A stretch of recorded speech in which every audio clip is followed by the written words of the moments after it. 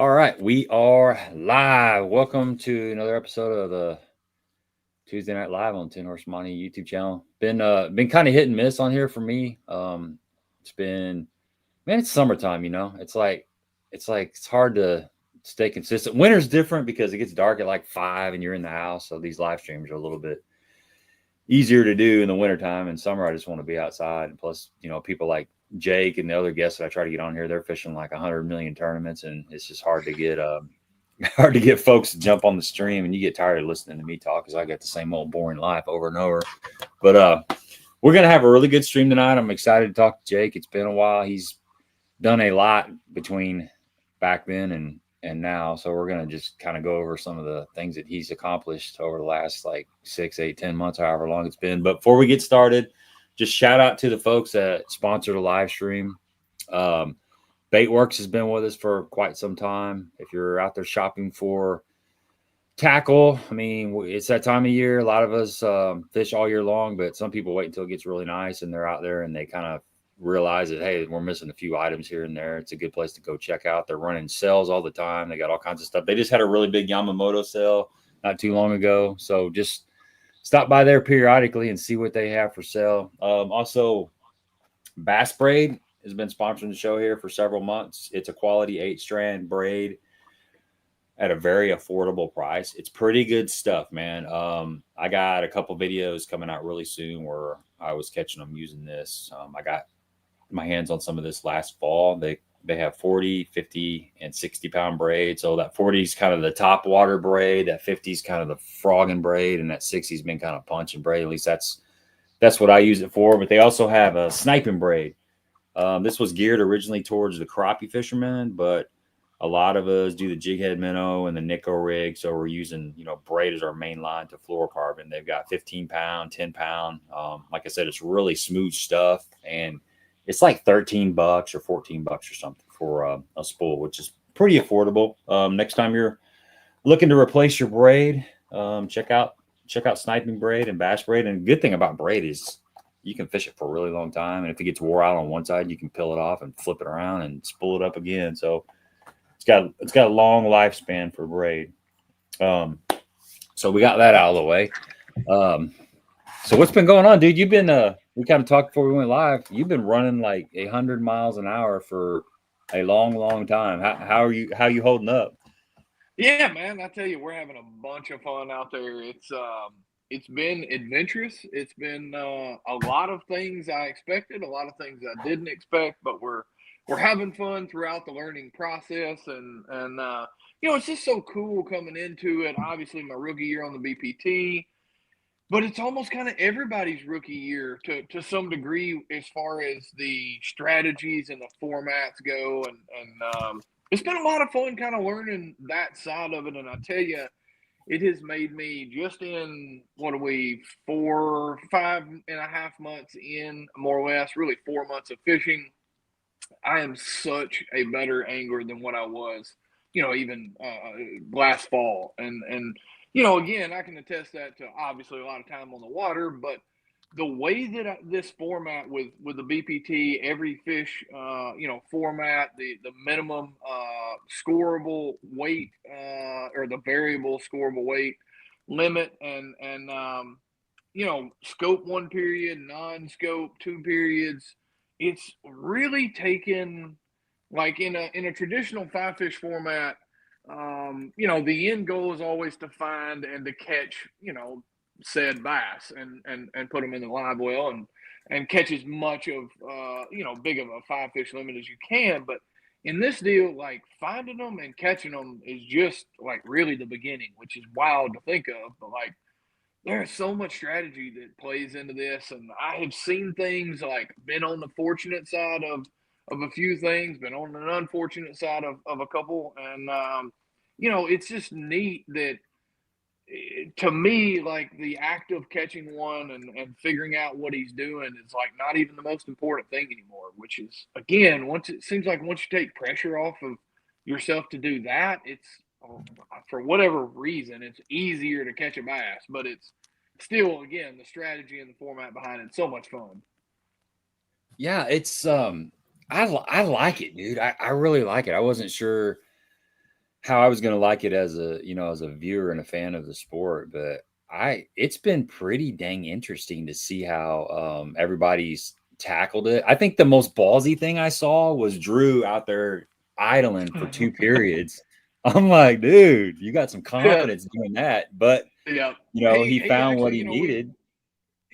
we roomed together, him and Matt Becker and Spencer and Brittany, and he told us all at dinner the night before that that's what he was going to do, and everybody just kind of like sat back in their seat and was like, "Oh boy, this is you going out on a limb here." You know what I mean? Again, it was a very educated decision. It was very logical. It made sense. That's what he was doing there at Chickamauga, and just didn't put forth. It was hard for us in this tournament.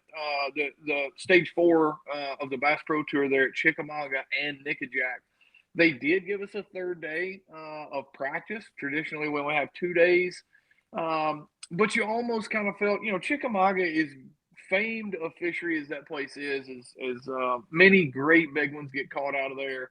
It's not the easiest fishery to just like roll up to and start catching them. And so it was along with, with Drew and basically the entire field, we all felt really silly to be spending any time over on Nickajack if we didn't even get there. So it was like very shortened, if any, practice on Nickajack. I did spend about 5 or 6 hours there, and Drew spent like 3 or 4. And so again, knowing what he knew, and I knew it as well, that was a good play. It was just a matter of like you had to make the right stops because he only had so much time there to kind of find all that. So really cool, super neat to watch Drew, really master and be a master at what he does. I mean, I'm fortunate enough to room with him and kind of hear all his antics at night and him like rambling through his whole game plan for the next day. And sometimes it's like I'm a pretty analytical guy. I really think things through and like always kind of feel like I'm trying to stay a step ahead. But that guy right there he's on another level as far as the way he thinks about things. And it's really, it's interesting. Like it's really cool because I've already done in the process of kind of laying out my game plan, and so it's neat to listen to his and kind of bounce ideas off of each other. And we don't obviously, against the rules of sharing locations or anything like that, but most of the time we're going to find.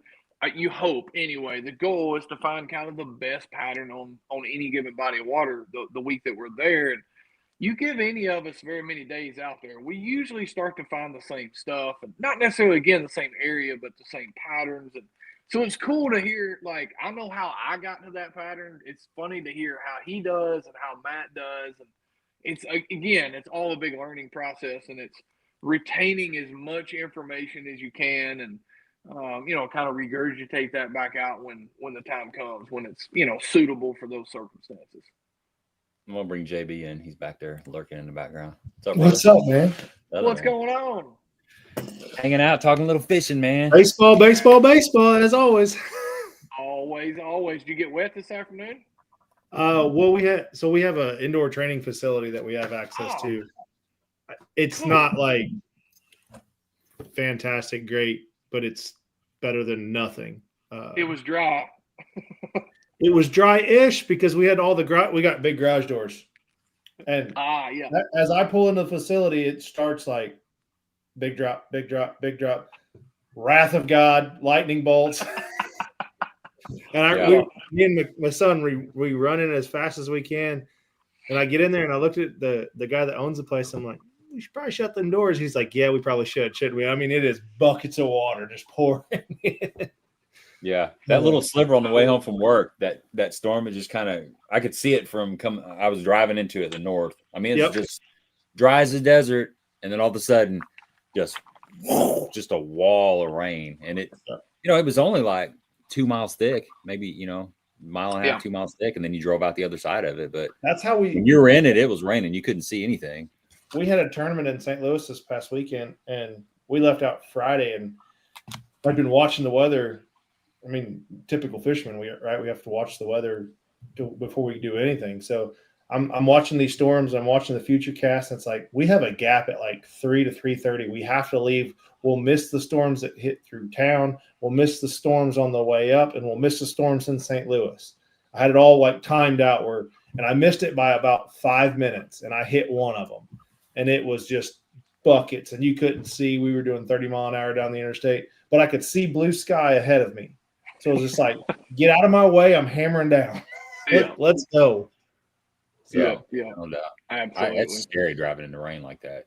You just can't see. You got to stop. You got to slow down to like 50 miles an hour, sometimes 40 miles an hour. And you're worried about some idiot come flying up behind you and smacking in the back of you, and you're worried about hitting somebody in the front. It just or somebody don't have their lights on, man. That's a lot of stuff can go sideways, man. It ain't no different on the lake, though. I mean, how many people? I mean, you've been on Kentucky Lake, and we got one of those big weekends coming up where all the fresh boaters come out that haven't been out all year. That this is their second, or they're going to be the first of 2 weekends out this year. So that's what Jake and I were talking about, the All American, and the first day of practice is Memorial Day. Is it really? It's going to be rowdy out there. Yeah. Where's it at? Lake Hamilton. Over in around the hot springs. I know where it's at. Yeah. It's going to be pretty rowdy, I guarantee you. I mean, there's a lot of people in that area. I'm sure that's one of the most popular lakes around. If I remember right, that lake's got a ton of big mansions on it too, doesn't it? Oh yeah. There's been $1 or $2 spent around the edge of that lake. Let me tell you. I thought so. It is quite interesting. Really? Okay. Oh man, my wife and I have got a beautiful house here. We both love it to death, and always little projects here and there. But buddy, when they have a project there, I'm talking it's heavy equipment, bulldozers, front end loaders. I went over there and poked around for a couple of days, and it's chaos everywhere. On every end of that lake, there's somebody doing some. I'm serious, like heavy construction. Yeah, they're building remodeling there. They're building a house or our size of a house as a dock. Yes, exactly. A guest room. It's a guest house. I'm serious. Yeah. There were some of those docks. There are a couple of those docks that I guarantee you cost more than the house that I'm sitting in right here. And this one wasn't cheap. I paid a pretty penny for it. But it's crazy. I don't even know where all that money comes from around there. But buddy, they got it going on, let me tell you. And it's a beautiful place. I mean, I'm not knocking it by any means. It's those types of houses usually come with a pretty fun atmosphere, and everybody's usually pretty happy-go-lucky, and so I mean everybody's super friendly around there. It's a lot of fun, but whoa, it's a lot of money around there for sure. Yeah. Well, I mean, you get that on all the big lakes, though. I mean, you run up and down Kentucky Lake, you run up and down any Lake of the Ozarks. Lake of the Ozarks would blow your mind. It's like that's bad. Yeah. It's like, and the worst part about Lake of the Ozarks is it's all bluff walls pretty well on both sides of the river. It's not super wide. And man, those things, it's like a big giant washing machine. They're coming from every which direction. And I'm not talking about little 2-footers, like a little wake boat. This is yachts running around up there. Well, it's really cool. Your 21-foot bass boat is a bath toy at Lake. Oh, it's a dinghy out there, let me tell you. Yeah, it don't matter how big a boat you got. Yep, good friend of mine, Jacob Hardy, is actually like a state trooper, sheriff. He's a lieutenant over there, like with the water patrol, and man, it's unbelievable how busy he stays over there. Like that is just a partying place. There's always trouble out there somewhere. Yeah. Hey, back to Drew again. I've been following your YouTube channel, which, by the way, is going pretty good. I've been enjoying it. But it seems like when you guys are sitting around tying up tackle, you always hear somebody chirping in the background. It seems like it's Drew. Next thing you know, they're zooming in on Drew, and he's just back there. I'm telling you. Him and his silliness. I like it. You never know. And he's the nicest guy in the world. One of my best friends, obviously. I tell this to his face. I do probably, already have. But you never, ever know what's going through that guy's mind. Like, it's usually about a bass. I can just about guarantee you that. But the way he comes to a conclusion or how he gets to whatever it is he's on it's very, honestly, and like I'm joking around, but this very truthfully, like, he's a very much Aaron Martins-esque. Like, I hate to even put anybody at that level, like the mental fortitude and just, again, like the out of the box way of thinking about things. Like they both got to the right conclusion, but the way they got there is not how we would all normally get there. And again, that's something special that you're gifted with. Just the way we all come to different or the same conclusions in different ways, but the way that those two, obviously the late and great, Aaron was so well known for it. But Drew, you just sit back and listen to him, and man, it's still like every now and then, as long as I've been doing this, I'm like, wait a minute, back up, like let's roll that back. Let me hear that one more time. I didn't follow that one all the way through. He'll go right back to it. And it's like, yeah, okay, I'll buy that. I like the time we had you and Drew on here. It's been a while ago, but we were talking about dispelling myths with forward facing sonar, and he said one thing he said to me, which was really cool. I'm talking about how fish use creek channels and river channels for migration patterns, and I never thought about it like this, and it kind of, I'm not sure if it's a lot of this stuff's theory, but the way he was talking about it, he said before that lake was impounded, there was a river and there was a creek, and those fish lived in that creek, and that creek was 20 feet wide. Okay. Yep. Well, there was generation after generation after generation of fish that grew up in that creek, and that was their home. Well, all of a sudden they put a dam on one end of the creek, and it flooded. Well, the genetics of those fish are still in that lake, and somehow they still know to follow that creek because that was their migratory pattern, or that was their that was where they got from point A to point B. And I'm like, that's kind of a cool theory. I mean, I don't know if that's why, but perfect. I like it. I like it, man.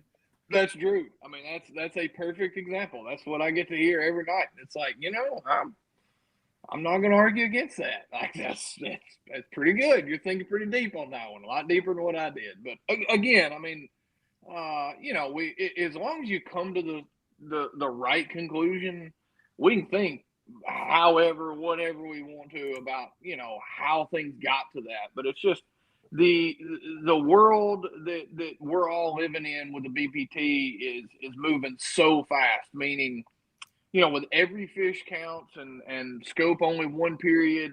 Some tournaments that plays a lot more, has a lot more weight to it than other events, just kind of depending on patterns and how catchable they are up, where we're fishing, so to speak. And again, man, you can get so far behind so quickly in this thing. You miss one little hint, one little clue that would kind of send you down the right road, and man, you're in 54th place like I was at, after the first day at Harris. So it's a really fun format. Again, I can't express how intense it is. Again, whether you're 30 pounds ahead or 30 pounds behind, like you always know live in that moment what you need to do, and it really truly helps you be more strategic about your decision making. Before, like you kind of felt like you had a decent bag, but you weren't really sure, like, are they biting good for everybody today, or did I just make the right couple stops here in the right times?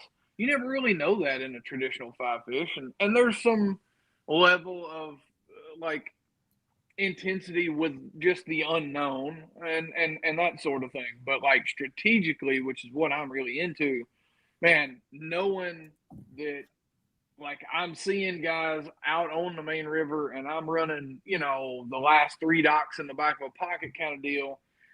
And all of a sudden those guys start banging off. By no means am I going to go run anywhere close to the points and the places but it's just, again, you can make all these real-time decisions. Or again, like if you know that there is a shad spawn going on and everybody's catching them but you, like, you better keep going. You better keep hunting because you're not on it, but it's happening. Like you can tell with Score Tracker, the way it ticks and the way it goes off, it's something that, like, I feel like they've done a pretty good job of highlighting, throughout the inception of this. I think it's 7 or 8 years old now, but you can't emphasize enough those bite windows, and every fisherman that's ever listened to any podcast or read any article has always heard of that feeding window. I pulled up at the right time at the right place, so on and so forth.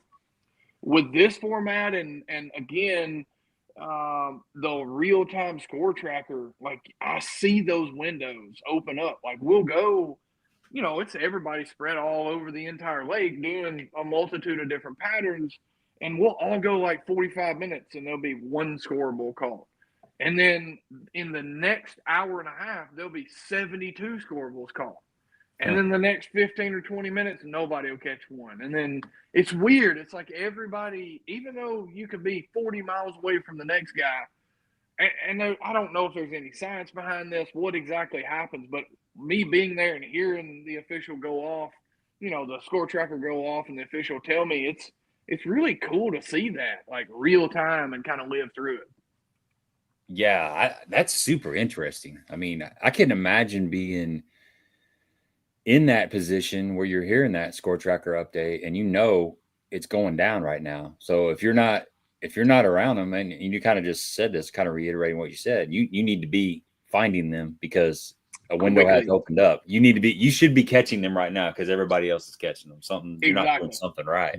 And let me tell you, if you struggle to drag a bait around, do not fish that format, because it's like 2 out of 3 casts. I don't think my worms even hit the bottom, and I'm already shaking and I'm already working my bait. It hadn't sunk 6 inches under the surface. So it's so hard to, again, you hear that thing going off. You want to fish faster and faster and faster and cover more water, but at the same time, there are certain scenarios and lakes and patterns that just don't really set up, for that type of fishing. And it is so hard to, like Lake Murray, it was one that, took quite a bit of weight, and there were these little flurries that would go off. And what was really interesting in that event, they allow us to have forward facing the entire practice. And so we're able to really pick apart these lakes or bodies of water and see and analyze how the fish are reacting during practice.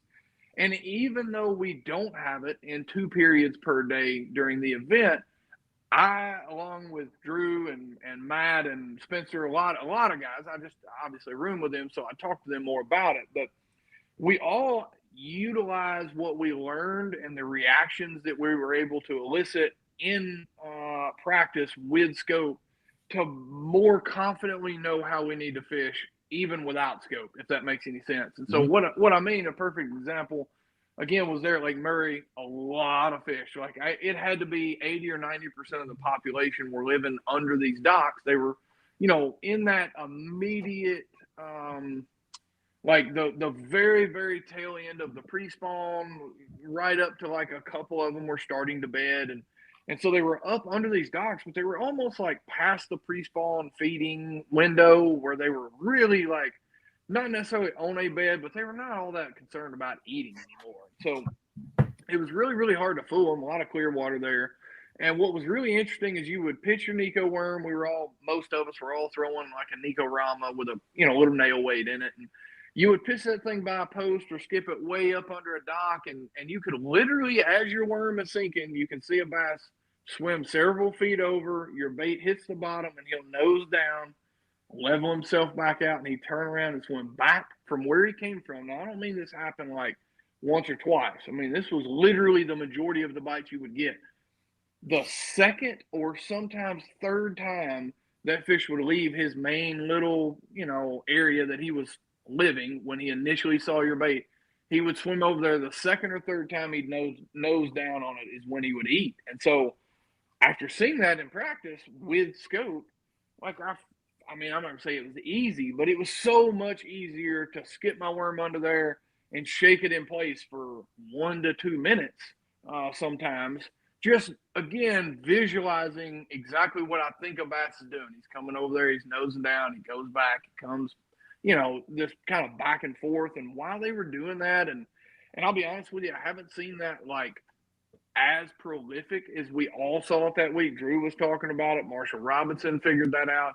Anybody that you saw really soaking a Nico worm under a dock, that's because they saw what was happening in practice. And it's so cool, again, with this format. If you can figure that out, that is the edge that you need to really do well in this event. Now, in that one, it just so happened to work out it was happening so often that everybody kind of noticed it. But if you can find one of those little deals, what we all call the pattern within the pattern, that was the deal.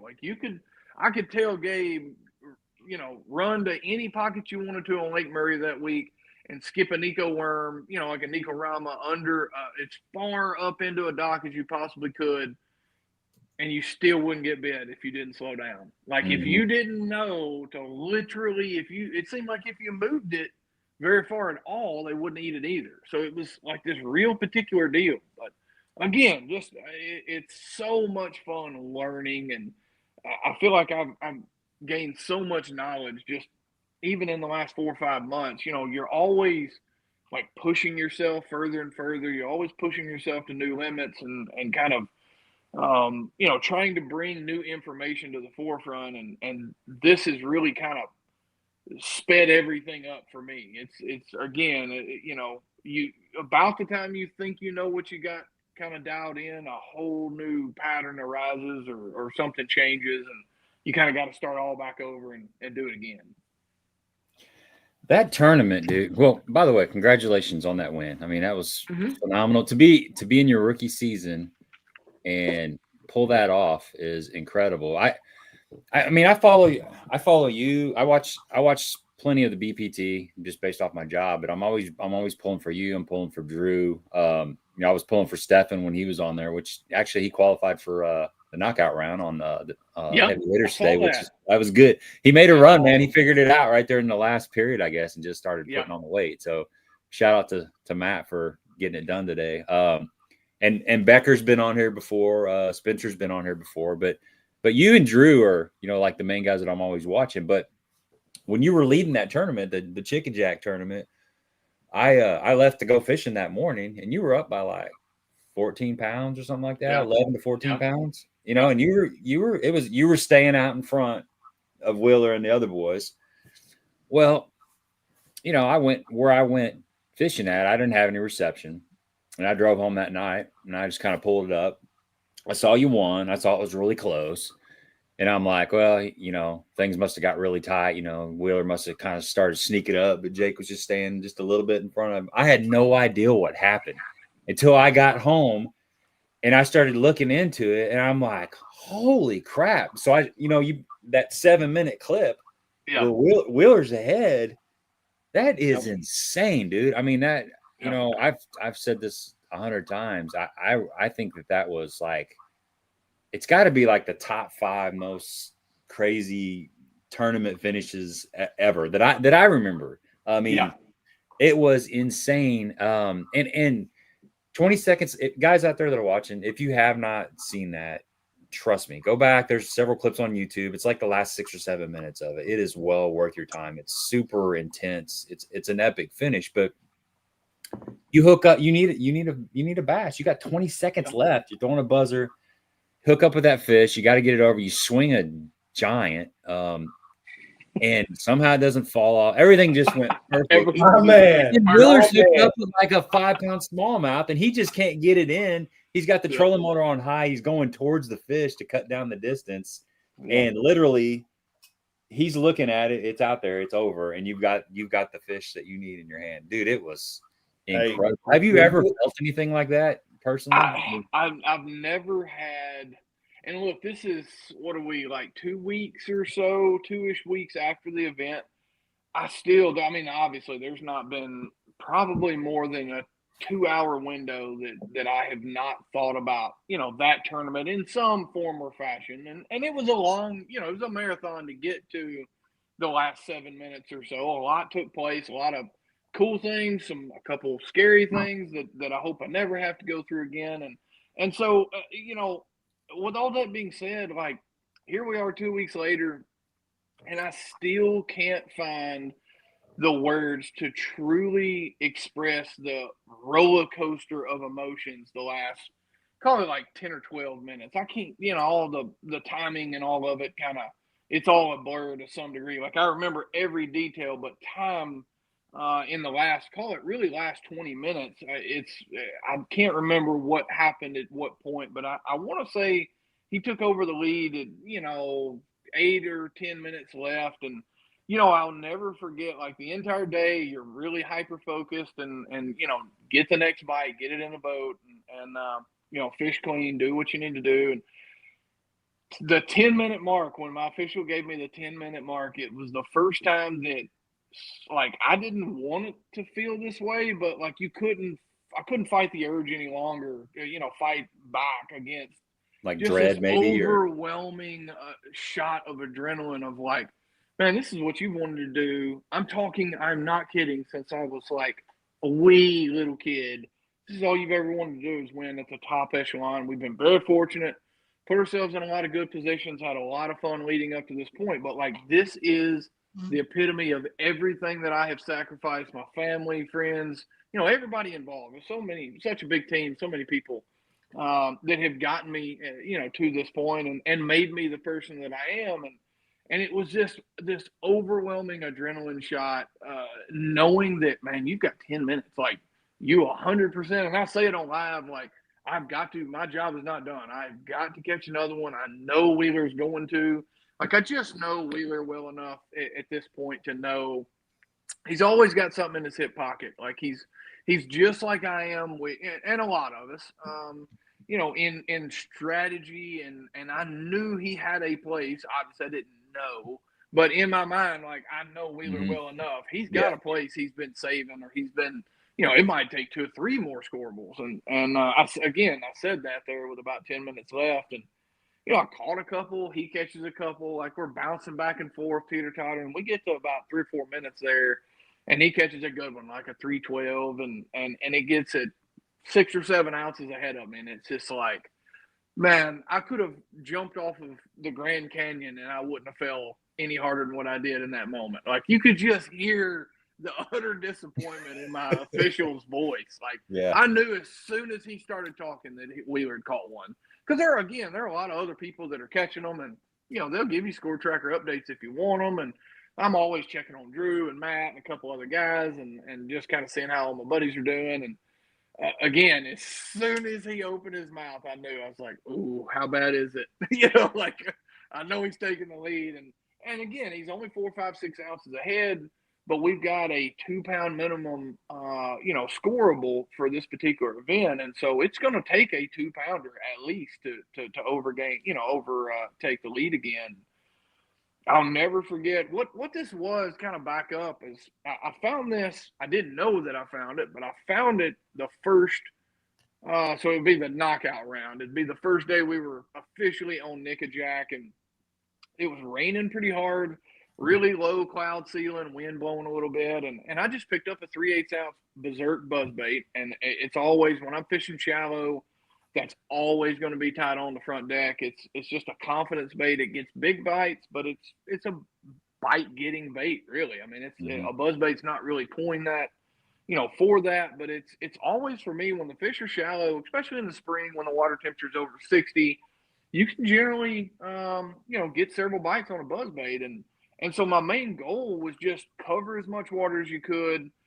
And when you got in an area that you felt like had a few, then you could slow down. But again, Nickajack is very different than the remainder of the Tennessee River in that there's not a lot of hard bottom offshore. It's basically a carpet of eelgrass from the bank to 12 or 13 feet of water. And it's a very difficult fishery to look at a map and find a high percentage place like they're going to live right here, which is the way I traditionally like to fish. And everything's real vast and no contours or very little. And again, just no holes, no edges in the eelgrass. And I had spent a couple hours there in practice. I had found one bluegill bed in the eelgrass that I could see a few cruising around, and had already caught some off of that. And again, my plan was just to kind of cover water with this Berserk buzzer until I came across a hole, whether I had to run a trolling motor right over it to see it. I get to give it a few minutes and come back. And so I eased over what was, soon to be the winning area the first day of the tournament there at Nickajack, and caught like a 115. Again, minimum scoreable's a 2-pounder. It didn't help me. I just kept right on ripping up the bank there, and never could see what was out there. I stayed way back off of it, and just never knew what I'd come across. Had I found that day, there's no telling what we would have caught. Again, don't want it to change at all. It all worked out for the good, but I literally almost fished over the winning area. I did fish over it and didn't know, and I almost didn't go back to it. Like, I was, again, kind of moving to the championship round. I'd caught a few off my bluegill bed, caught a few on boat docks, but I was literally running out of this area to go check some other stuff, and I thought, well, I caught a 115 over there. On this little stretch, like if it's a 115 living there, there's got to be a 2-pounder, and I eased in, and at that point, the partly cloudy, it's 9 o'clock ish, somewhere in there, sun's up, and I'll never forget, I stood up on the front deck of my boat, and it was like the prettiest, biggest, most perfect hole in the eelgrass. Maybe call it 10 or 12, maybe 14 inches deep up there. And I immediately told the live camera and my official, I'm like, we're fixing to catch one. Like, this is the deal. I mean, as soon as I stood up and saw it, I knew. And my first cast was that 8-pounder. Second cast was like a 4.5, and it just kind of snowballed from there. But again, it's so interesting and frustrating at the same time. Like, how many times have we all fished over, through, in amongst the winning group of fish, and we never knew it for whatever reason, through the wrong technique, wrong color.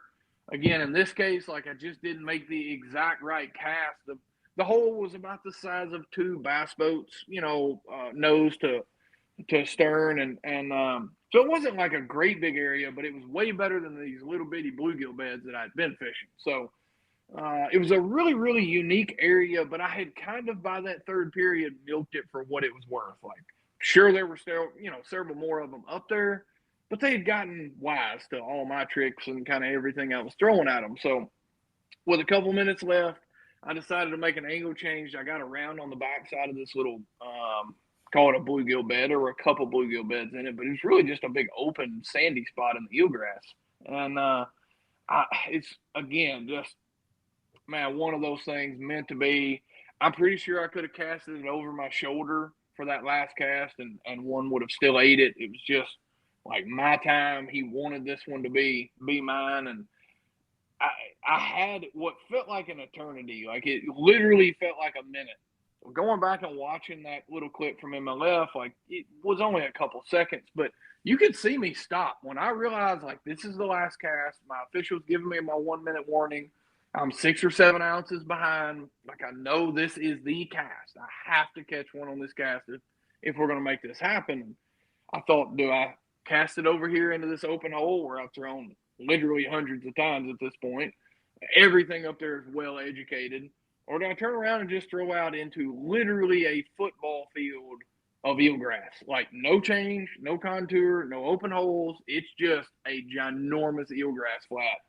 But I thought, man, I've got one cast. Like, if one was going to eat over there on that open hole, I'd already caught it. I already had, but like recently, I would have already caught that fish.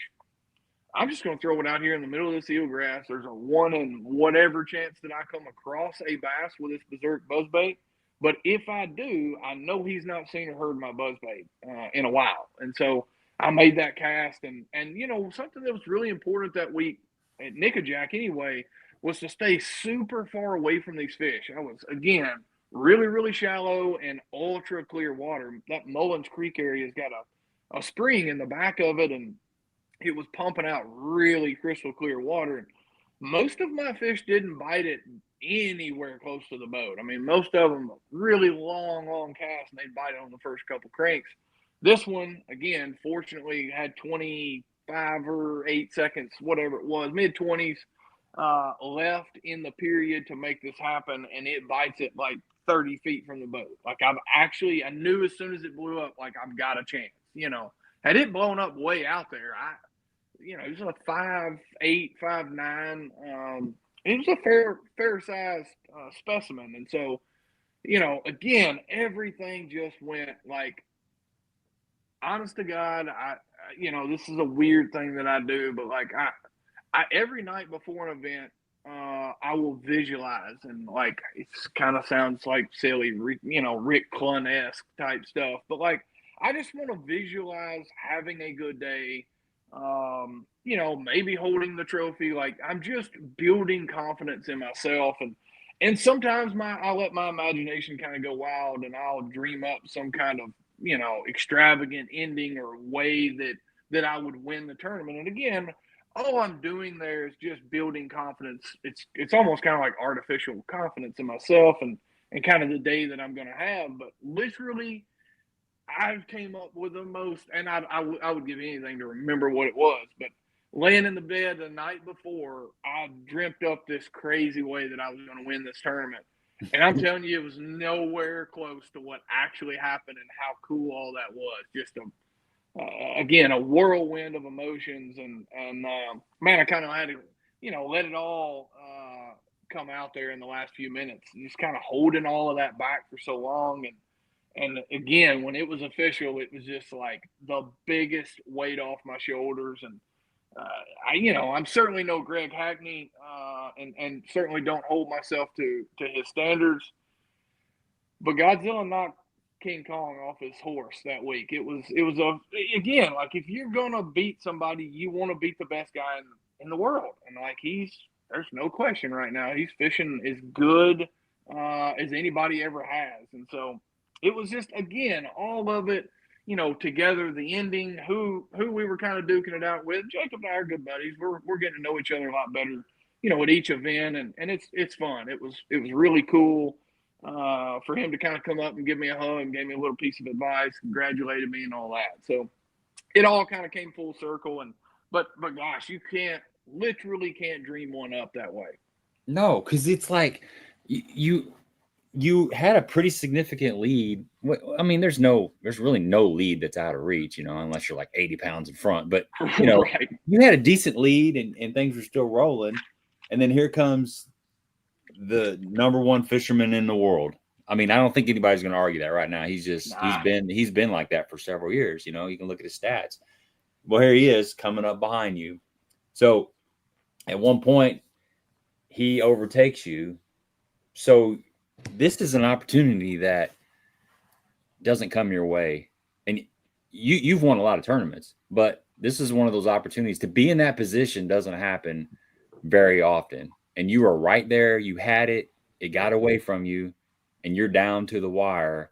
And not only are you thinking about, okay, I need to close this out. I've been training. I've been working towards this all my life. But you have to retake the lead and go toe-to-toe with the number one fisherman in the country. So the drama, well, that just made everything it the most like crazy story it could be. And then it's not like you guys are both throwing a minnow.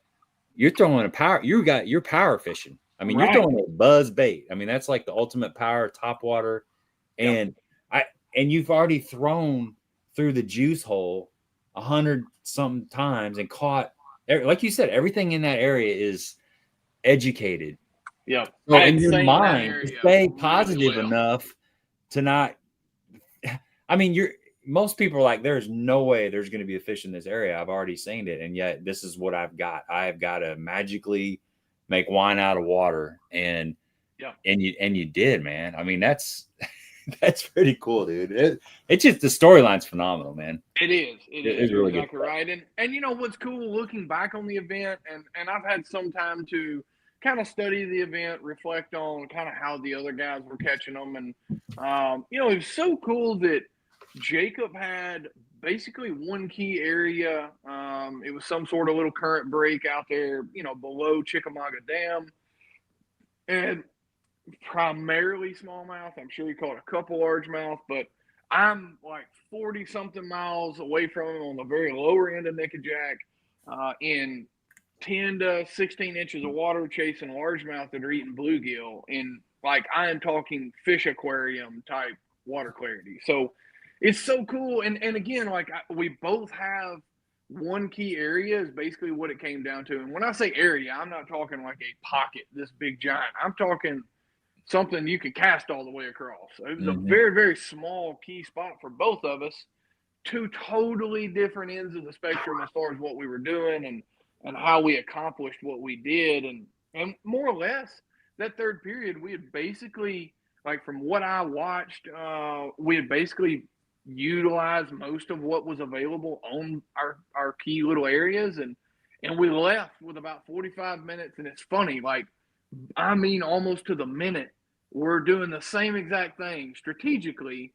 We're leaving these areas in the last 45 to 55 minutes to give it about 30 minutes to recoup and kind of settle down and everybody get comfortable. and to come back with the last like 15 or 20 minutes to kind of catch an extra couple that would set up hopefully. And again, like it's, how do we both come to basically the same conclusion, two different patterns, but we're, again, you just can't draw or create. You couldn't write a storyline as magical as that. So really looking forward to, taking some of this momentum. I'm starting to feel like we've had a good start to the season, and I'm starting to feel like I belong. Like, as crazy as that sounds, as good as I've been fishing, man, this is an incredible batch of anglers, and without question, most of them, if not all, are a fishing idol, a hero of mine, and it's so cool to like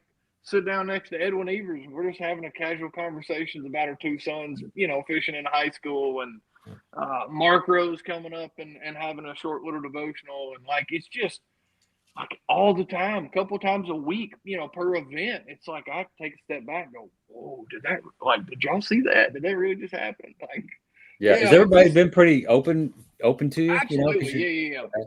Cool. Very much. Because that's always something that, when you're going into a new group of folks, it's like, how are they going to take me? Or they're going to be, people that are standoffish, or are they going to, just be adults about it and just, hey, welcome to the program, man.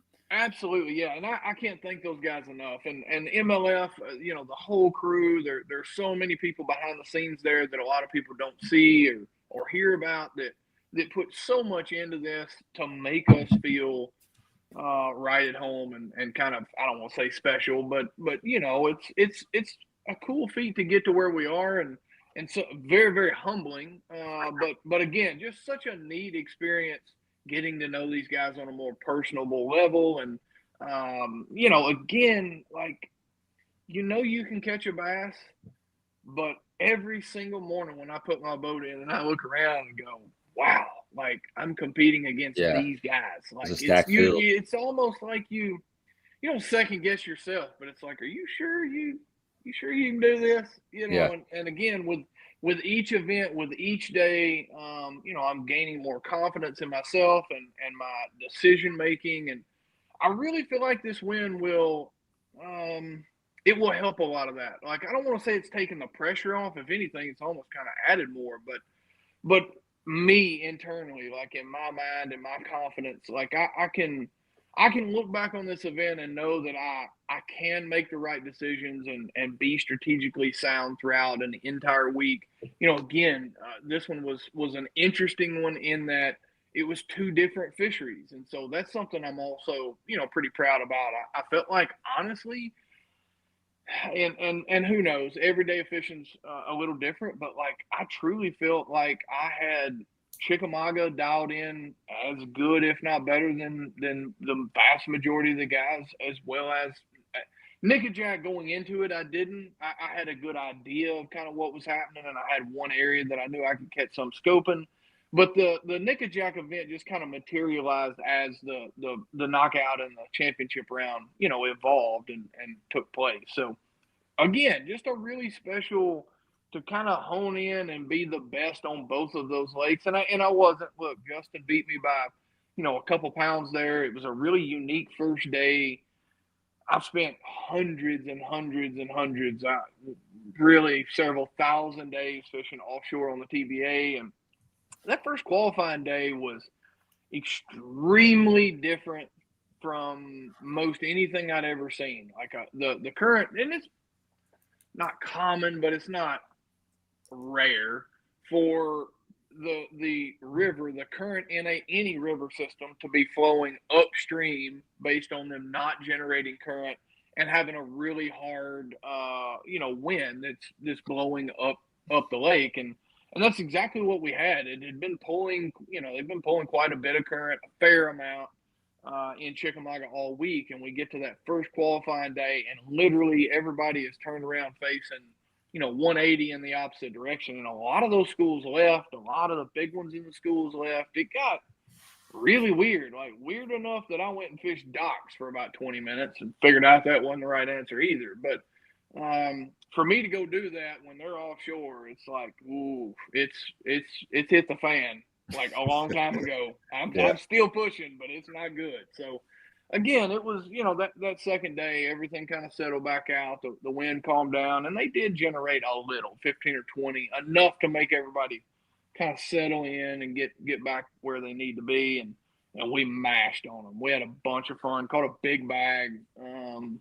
I think we had somewhere high 20s. I don't even know if I've calculated it up, but we had some big ones that day. A 710 and a couple of high fives. We had a lot of good ones. So again, it's just, man, one of those weeks, regardless of what happens, throughout the season. Like, I can know I did it right one week. And with that being said, like, by no means am I content. We are not taking our foot off the gas.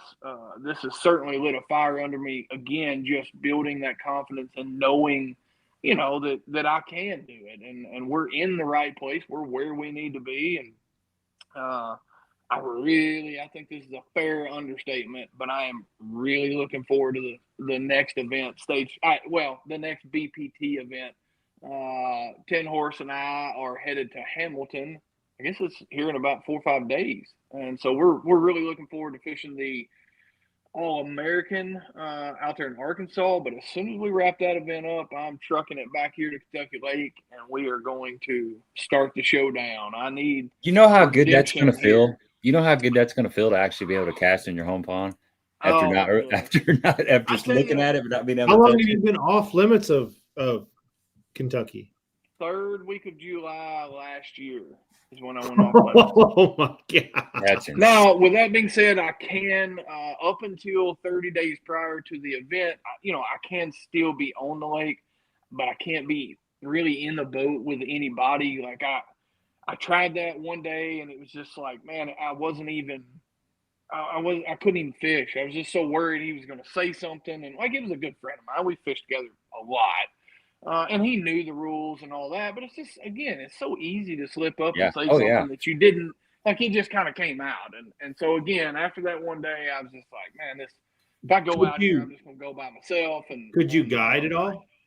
Nah, I mean, again, the rules are so, and I'm not really guiding much anymore, anyway, but it's, so like if you and I went in the boat on Kentucky Lake, again, prior to me being off limits where we could still be on the lake, I can't solicit any information, nor can I really like just hear you talking about something. You know what I mean? Like, man, I caught him over here in 2018, blah blah blah, whatever it may be. You can't run the trolling motor, can't run the big motor. There's a lot of stipulations that are kind of in place, all for the right reasons. Again, absolutely, but it just makes that day a little more tense, right? Oh man, it's so tense. Yeah. I'm super uptight about all that anyway. Probably way more than what I should be. I just it scares me to death. I know how hard I work to to stay well within the boundaries of what's kind of been set. And I don't know why, but it freaks me out to think that somebody could inadvertently do something that would really kind of mess me up. And look, BPT or MLF with the BPT does a tremendous job of polygraphing. They we randomly select a handful each event on, it's a couple each event. And I've already been polygraphed once this year, and will most likely, numbers say I'll be polygraphed again, some point during the season. So again, you just don't want something inadvertent, something silly, something that obviously I didn't intentionally do anyway to kind of come in between all that. So we're really, really out for blood here on Kentucky Lake. If everybody remembers, the Invitational last year did not go how I wanted it to. Still came out of there alive. I think we finished mid-20s or so. I don't want to say that wasn't a good event, but I just didn't fish to my full, capabilities that week. I really I learned more in that week, and that was the worst finish I think I had all season in any event. I learned more in that week than I learned probably the entire rest of the year. Just my mental state of mind, where it was that week, where it needs to be, what affected me. But man, I had some weird stuff happen that week that as many things out of my control that happened for the good at Chicken Nickajack, like just exactly that many went bad, there for that invitational. And so I'm really looking forward to getting back out there and getting another crack at it. Kentucky Lake is, I'm sure y'all have been talking about it, but it's on its way back up. It still, lacks a lot of the 4 to 7-year-old class, which is basically 4 to 7 pound class fish. On the largemouth side, we're still growing, but man, we've got a pile of little ones. And I say little ones, they're really not that little, 14 to 16 inches long. It's funny how elusive these things can be for periods of time, throughout the year. But boy, when they show up in big numbers, and they're fairly easy to catch. So I'm really looking forward to this event. It should be a lot of fun for the competitors. There should be a lot of fish caught a lot of different ways. Barkley's in play. All of Kentucky is in play up to the 79, or Paris Bridge. And so there is a lot of water to be, combed through and looked at that week. And I assure you there will be no shortage of fish catching in that event. That's going to be a good one to watch and super, super fun. Again, I always like to watch a diverse event. Like one guy might be deep cranking, the next guy's skipping boat docks, the next guy's throwing a glide bait on laydowns. Like it's fun to kind of toggle back and forth between everybody and kind of ultimately see what what is the best on that given week, like pattern wise. And I think we're going to be right where we need to be in that event. I really look forward to that one. Yeah, I'm looking forward to that too. I think it's going to be cool to see that event with just the one period of forward facing sonar, and then the 2 where people are going to have to do some other stuff. I think it's going to be, it's just interesting. It's that time of year where I don't want to talk too much about it, but there can be a lot going on. Yeah, there can be a lot going on, and I think it's just going to be fun to watch, man. So what's cool is I've kind of got the week off, saying air quotes, like I'm never off. I'm never at work either. So it's, you can't really say that, but I am spending the week. And when I say week, I mean literally the week packing for obviously the All American, but I'm really focusing on, that BPT and I bet before I pull out of this driveway for Hamilton, I bet there will be no less than 40 rods rigged specifically for Kentucky Lake that I probably won't even bring with me and just have them here. And that way, once I get back, again, we're going to finish that event up. I'll have one day in between. And so I'm going to run by the house here and love on the kids and the wife for a minute, grab all of my Kentucky Lake gear and kind of strip whatever I don't need out of the boat and get ready to rock and roll for practice the next morning. But literally 40 rods is what I'm going to start with. And I may, just kind of depending on what I've got rigged from Hamilton, it may be 50 or 60 rods. And I'm normally not that way. Like, that sounds ridiculous, but I'm normally going into practice, I'm normally like a 30 rod guy. And that, again, that is by no means is that necessary. That is not something that every angler needs to strive for. And man, I've got to have 35 rod reels and I've got to have a different bait tied on every one. That is not the case at all. I in fact, fished the majority of my career and really my whole life with about 6 or 8 rods, and could get by with that. I could certainly do that and still compete. But again, these guys are so good. We're all, among the best in the world, and we're fairly, honestly, we're fairly, it's almost kind of like NASCAR. Like, we're all pretty even keeled. Like, we can all do it about as good as it's physically, capable of being done. And you've got to find some sort of advantage. If you can find an advantage in this format with every fish counts, like you see it, you'll take off. And, every time I got to sit down, even in practice, every time I have to sit down and retie something, I'm like, man, Weir's probably already got 3 of these tied on. Like, he was already looking ahead and knew that, the water could clean up when you got over here or dirty up over there. And it's like, it just drives me crazy. Efficiency is what, and we've talked about this before on previous podcasts, but efficiency is where I feel like I can kind of stretch that number out a little bit and get a couple extra bites. Whether, again, it be in practice, which to me is just as important as the event itself, or when the time is upon us and we've got to make one bite. Like, I'm already going to have 3 times what I actually need rigged and ready and what I'd anticipate, just so I don't have to spend that 2 or 3 minutes to kind of put all that together. Well, I already know what's going to happen. You ever practice together down at Hamilton? Do what now? Are you guys practicing together at Hamilton or not? Yeah, we're gonna practice at least the first couple of days anyway. I might have my camera guy come in, the last day or so. He's trying to work some stuff out, but yeah, I'm looking forward to it. It's gonna be fun. I think the last time we were in the boat together, we both made a little money. No, you did. I netted 3 18-pound limits for you that day. But back to what you were saying about having 40 rods. I think you're gonna put 20 rods out on the deck. And then when you take out and you get to your first spot, you're going to put all 20 of those away, and you're going to pull out the 5 juice rods. The real. That's what I'm thinking. Yeah. You're going to put the decoys away and get out the real stuff. That's right. Yeah, I keep thinking I'm going to buy like some big goofy crazy something and lay it on the front deck, because everybody's going to be looking and trying to get a peek over there. Might as well walk by. Yeah, like you remember those big, I don't even know what they're called. Like it's not an ornament, but it's a decor type deal. But it's like a ginormous jerkbait. It's like 3 foot long. Oh yeah. I want to tie that thing on. And put it you need to go more realistic. So you know the 9-pin popper and the 7-pin popper. You know what I'm talking about? Yeah. Yeah, that's what we need to do. I remember 85-pound braid. Keep it guessing.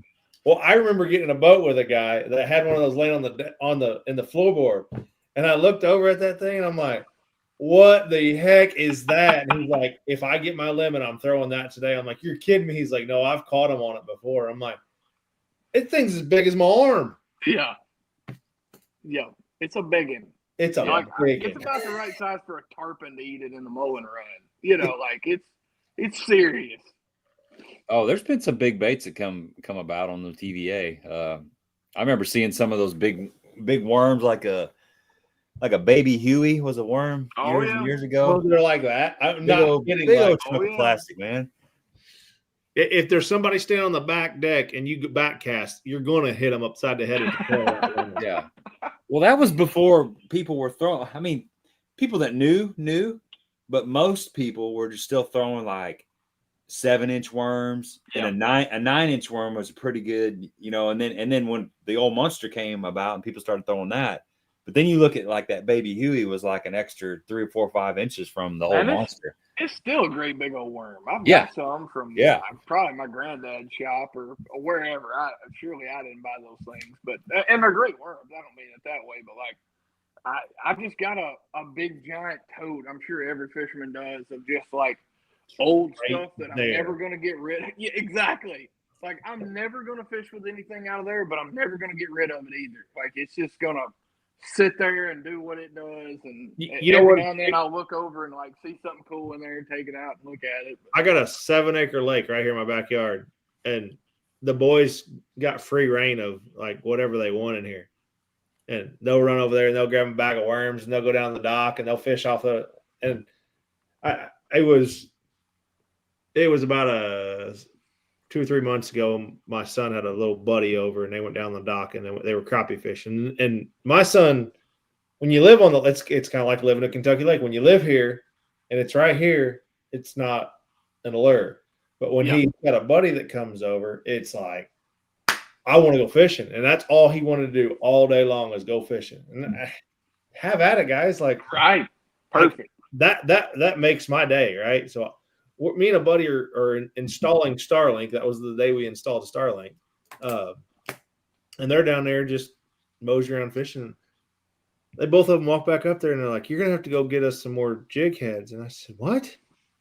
They said, "Yeah, we broke all your jig heads off." And there's willows that they fell into the lake. Yeah. So every cast, if you cast straight out from my dock, it's just willow trees, like laid, and it's perfect crappie habitat. Oh, they're subsurface though, right? Yeah. They cast out there and they snap it off. I bet there's $100 worth of jig heads on 3 of those willows. I'm gonna pull them up this summer and see how many jig heads are still on there, haven't rusted off. But I opened up that, we all got that crappie box, right, with all jig heads. Yeah. And I opened it up, and there wasn't a one jig head in there. It didn't matter if it was black, yellow, white. It didn't matter. There was gone. They cleaned you out, huh? Oh my goodness. Hey, that's what it's all about. They cleaned out all the 1/8 ounce jig heads. They knew not to throw the little bitty ones because they couldn't throw it on the pole. Yeah. Well, it's time to mow the yard then to make up for all the months. You know what? I would have rather them been down there than sitting up there on a old video game. 100%. Yep. That's what I was fixing to say. I will buy my boys crappie jig heads every day, all day. I am all about it. Mm-hmm. And we'll do it till we run out of lead. Yeah. My son got to experience it. I guess it was 2 weeks ago. We were at the lake, and he got to experience forward facing, and it wasn't a hook for him like I thought it would be, like playing the game. But he's like, Dad, that is cool. Like, because he saw the crappie coming up, and I'm like, set the hook. And he's like, he's not there. I go, set the hook. And he's like, he's not there. I'm like, set the hook. And he just jerks. He's like, oh, he's there. How many? So that brings up a good point. Minutes. Right. Like, how many bites prior to forward facing, especially crappie fishing? Like, how many bites did we get? And we literally never knew it. Me and Jim Bob are still sitting here waiting on one. He's been down there choking off. Crappie fishing, and you just went like this to pop it. It's like, right. Oh, I got one. Like, yep. Heck, he's been on there for 30 seconds holding on to it. Oh, yeah. I know. I was. That's funny. Last time I was out, I was catching them. Well, I think it was either the last time I got a really good chug bug video coming out, which is we're talking about old school baits. That's still one that needs to be thrown for sure. That sucker still works. It's deadly. I had a really good day that day, and then I had a really good swim jig day right after that. But one of those days, I slid out. I can't help but slide out and throw a minnow, at least just for a little bit, no matter how good the bite is. I'll go back in eventually, but so I slid out there, and that day that really wasn't the deal. Some days it's you can just tell it ain't really the thing to do. And I was throwing at them, but I caught a couple, but it wasn't. I should have caught more if they were really wanting it. But I had one in particular that I'm watching it, and my minnow's coming, and it grabs it. You see him just move kind of fast, and you never feel anything. You think I guess he was moving whatever way he was moving. He wasn't putting tension on my rod, but I was looking at that picture, and it was like I never got any sensory feedback other than a visual feedback. I didn't get a touch feedback, and I'm waiting for my rod to load up a little bit. Well, I'm like, duh, he's got the dang bait. He's not just going to do that for no reason. And I reeled down and I catch him. But back to what you're talking about. How many times does that happen without us looking at it? Because I could see it right there. And you still didn't set the hook. My rod should have been doing something, but it wasn't. And he was on there for like a second. And that's been going on forever. I feel like those fish will come up and eat it and just continue to swim at the same pace that you've been working your bait, because they're oftentimes tracking your bait and kind of right they're drafting it, and then they just ate it, and then they're just going to continue to swim. They're still just kind of going in that same speed. And so everything, like, as long as you just keep winding at the same speed, like, there's not really any change there. It's it's not until he turns and starts to go down or turns and tries to make some directional change do you actually start to feel that tension on it. And with a crappie, a lot of times we're using some sort of split shot or a little 1/4 ounce tungsten flipping weight up above your bait, and that's where all of that tension's coming from. It's not coming from your 32nd ounce little hair jig or whatever it will whatever little crappie plastic you want. And so that's even worse on the crappie side, because your direct contact is to your split shot, more or less, we'll call it that, and not to your actual little hair jig. And I haven't really messed with that where you have the split shot above. I watch a lot of guys. I watch a lot of YouTube of those guys doing that, but I'm still just an 1/8 ounce crappie jig, throw it out Yep. the pile at 50, 60 feet out, watch my jig go down, watch 40 of them swim up to it, and 40 of them turn away, and one dumb one's like, "Oh, what's this?" You're going in the frying pan, buddy. Yep. Absolutely. Yeah. So the one cool thing when they get real fickle, so a lot of times, like when you first throw in there, you can catch them on that 1/8 ounce, and I kind of can explain why, but not really. But they'll get wise to that real quick. You've seen it a ton. But if you'll take like an 1/8 ounce split shot or little tungsten flipping weight, put a bobber stop on each side of it, about call it 10 inches above your little. Again, it doesn't have to be. When I'm crappie fishing, I like those little tinsel hair jigs. They're real durable. I don't really have to mess with them once I get them tied on, and once you dial in the color, like it's pretty well there. You got it for the day. But you put a really super light one on above, or excuse me, behind the little split shot, and it's just the way that real light one will flow in the water. Like you can pull it beside the boat. Kind of see how it like hunts around. It's a real subtle deal, but I swear that fools them. Are you doing that on a long pole, or are you casting it? You can do it on both. I do it on both, but I primarily cast the crappie. I don't long pole unless I see a big one. I've always got one laying there because oftentimes you'll see a great big one like really deep down into the pile or something where you just can't. Like you can't get your casting bait close enough to him to make him, come out after it. But again, it's just a little natural, like a hunting action that little hair jig will do. And any of those little crappie, little crappie minnow style, bait fish style baits will all do that as long as you rig them on a super like a light jig head. Like a 32nd ounce? Mm-hmm. Yep. Okay. Yep. I've even got some 64s, but 30 seconds kind of where I'm 64th. I try fishing those. So you're using 80ths and 100s. You're using that weight up top for one to get it down, but really to float it, feel it, cast it, and see it. Right, exactly. Yeah. Exactly. Mostly to cast it and get it to them, even in a wind or a little bit of current. But you're more or less like I'll use, even when I'm casting, a lot of times I'll use a long rod. A 10 or 12 foot rod, and you can hold that thing straight up, and it's almost just kind of letting the bait pendulum across the pile, or even if it's a solitary fish out kind of roaming. But again, like once he gets on it, so that 1/8 ounce weight ahead of it allows me to be efficient and get to where I need to be.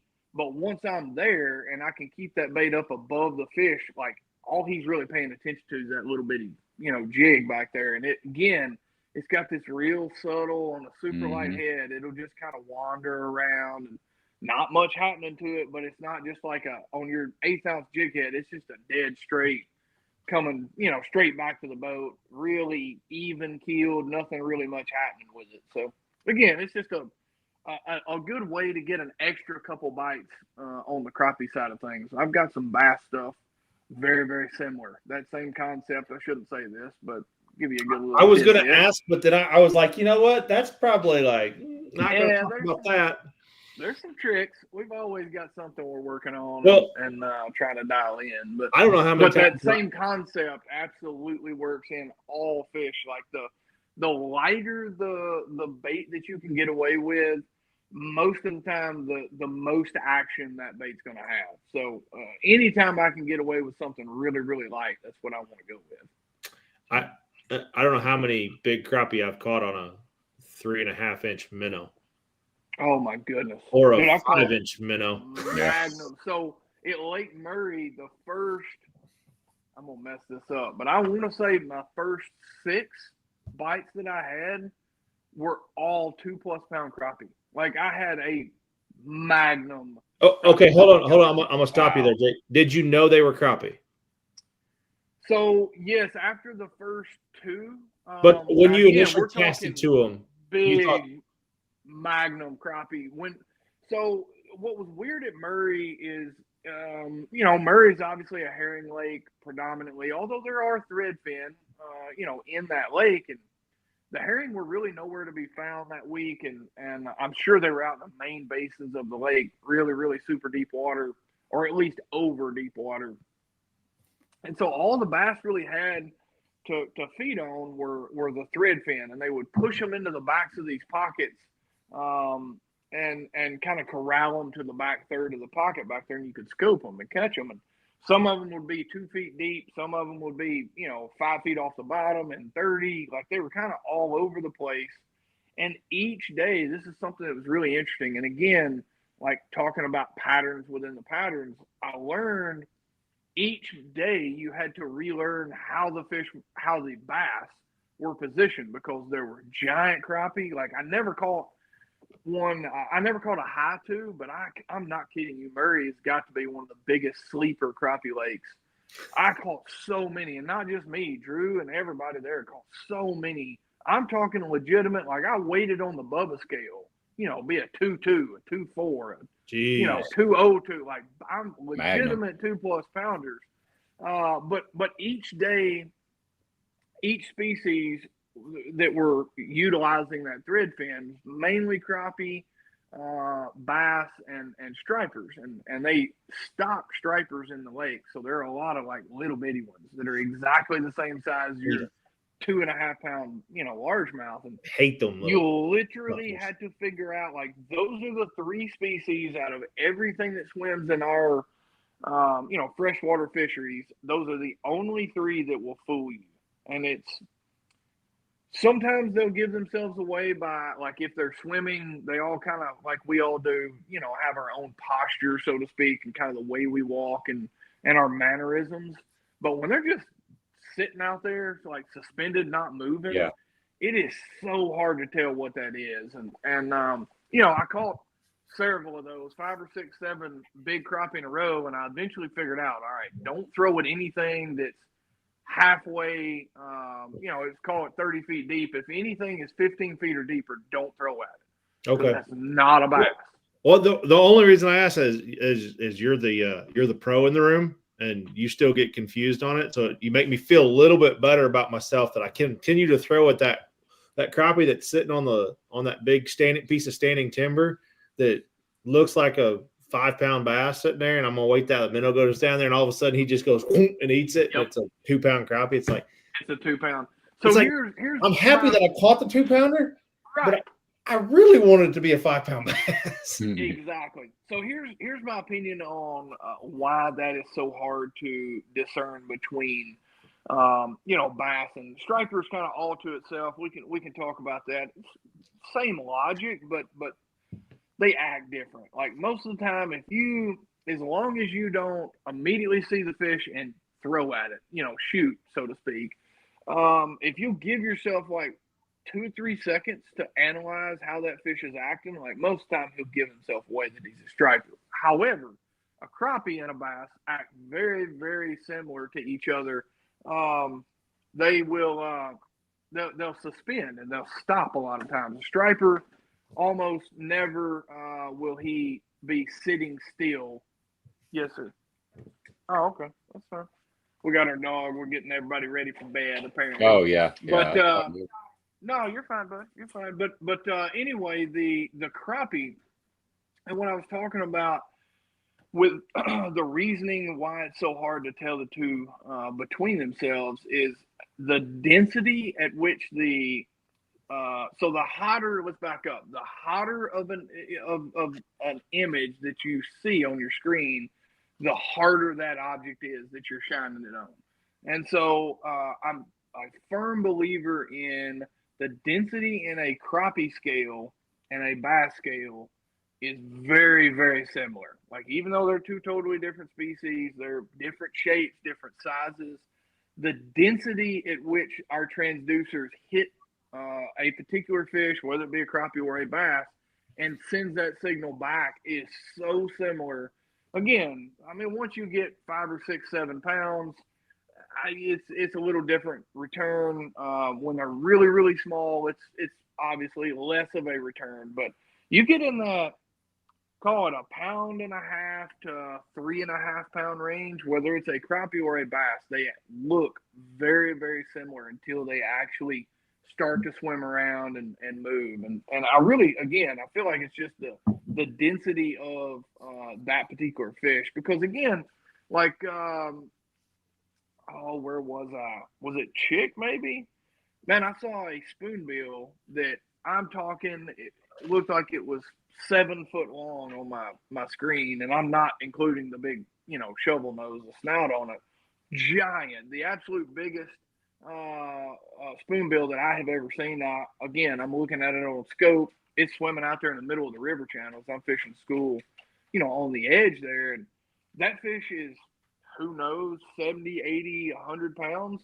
And I can see right through that fish again on live scope. And it's because if you've ever, come across one of those that's dead and floating in the middle of the river like we do in the summertime, it's almost like a shark skin. Like it's a real like catfishy. It's there's no scales. It's real slimy, real mushy.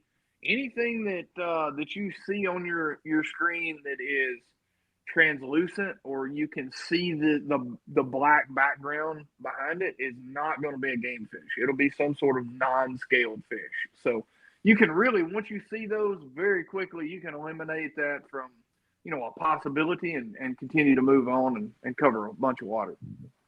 Yeah, I always see like we got a local lake that's got a lot of striper in it, and you're right about sitting in and kind of watching the fish for a little bit, because a striper, they seem to be moving. They're on the move, man. They're looking, they're sharks, they're hunting. So I can always tell, that's moving too fast to be a bass, and it's not just moving and stopping. It just keeps on going, it just keep on cruising and go right on by. And those are stripers. I just wish the largemouth were as aggressive as 4 to 12 striper. And then out on the points and stuff, if you see, like 2 years ago when I first got scope, I was still, I'm okay at it now, but I was more of an amateur even back then. I was still kind of trying to figure out what exactly I was looking at. But there's a couple points where they get in post spawn, and I've caught some pretty good bass off of them before. But I noticed that, when that fish is looking right at you, you get one image, but then when he turns this way, you get that diamond. Yep. And every time I saw that really good diamond and I caught one of those, it was a 5 and 6.5 pound fish. So I'm like, okay, when I see that and it's just sitting, it's just standing out there, that's a good largemouth. Yep. But there's a big difference when you're looking like that and you're looking like that. And another thing with those stripers is they love to come up like your bait's swimming, and they love to come up to it, and then they turn like that a lot. Yeah. They get real big all of a sudden, and then they take off. But it's a cool thing about seeing how fish react to different baits. It is, yeah. To me, it's been the most intriguing part of forward facing, and the amount of information. And when I say information, like true, real life, factual information, I have learned more in the last, whatever it is, 4 years than I did in the previous 20, put together. It's just, again, we were used to make these decisions based on hunches and kind of somewhat of an educated guess. Our education came from some sort of, previous history that we had, that we saw there. And this is not the case at all. You are seeing real life, again, how those fish are reacting, what they're doing. And it just tells you, it draws the picture much cleaner, much clearer, and much faster. You don't have to spend 3 days on a big body of water to really dissect it like it used to. Now we can do it, and I mean, you need a couple of days to kind of hone it in. But usually, most of us, if you're gonna find the pattern, you find it on the first day most every time. It's kind of weird how that happens, but it's just, again, you're able to cover so much water, and oftentimes in practice, like, I'm not even casting. I mean, I will when I find what I'm looking for, but I've got the trolling motor on 10, and I am rolling. I'm going to run over 3 or 4 bass before I ever check up and slow down to even cast at one, because I'm just more concerned with dialing in where they are, and most importantly, and the least talked about, is where they're not. Like, I can learn just as much from standing on the trolling motor and trolling for the last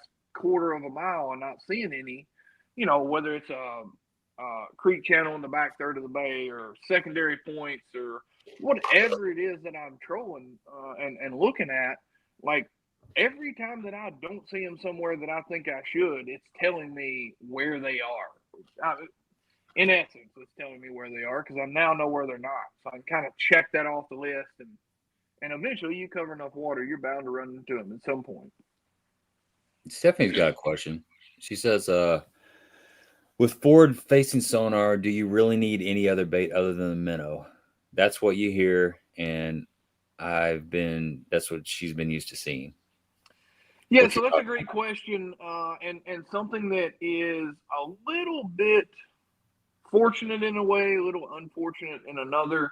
The minnow is something, you know, jig-headed minnow is something that is so powerful. It is so natural. It's got just exactly the right action, and you can present your bait to them in a way that they've not yet been presented a bait to, and that thing is so powerful. You don't have to have forward facing to catch them on it. Like I promise you, if forward facing had never come about and we still to this day didn't know anything about it, we'd be sitting here talking about a jig-headed minnow. Now, we wouldn't catch them at the rate that we do. We wouldn't catch, you know, as many great big ones.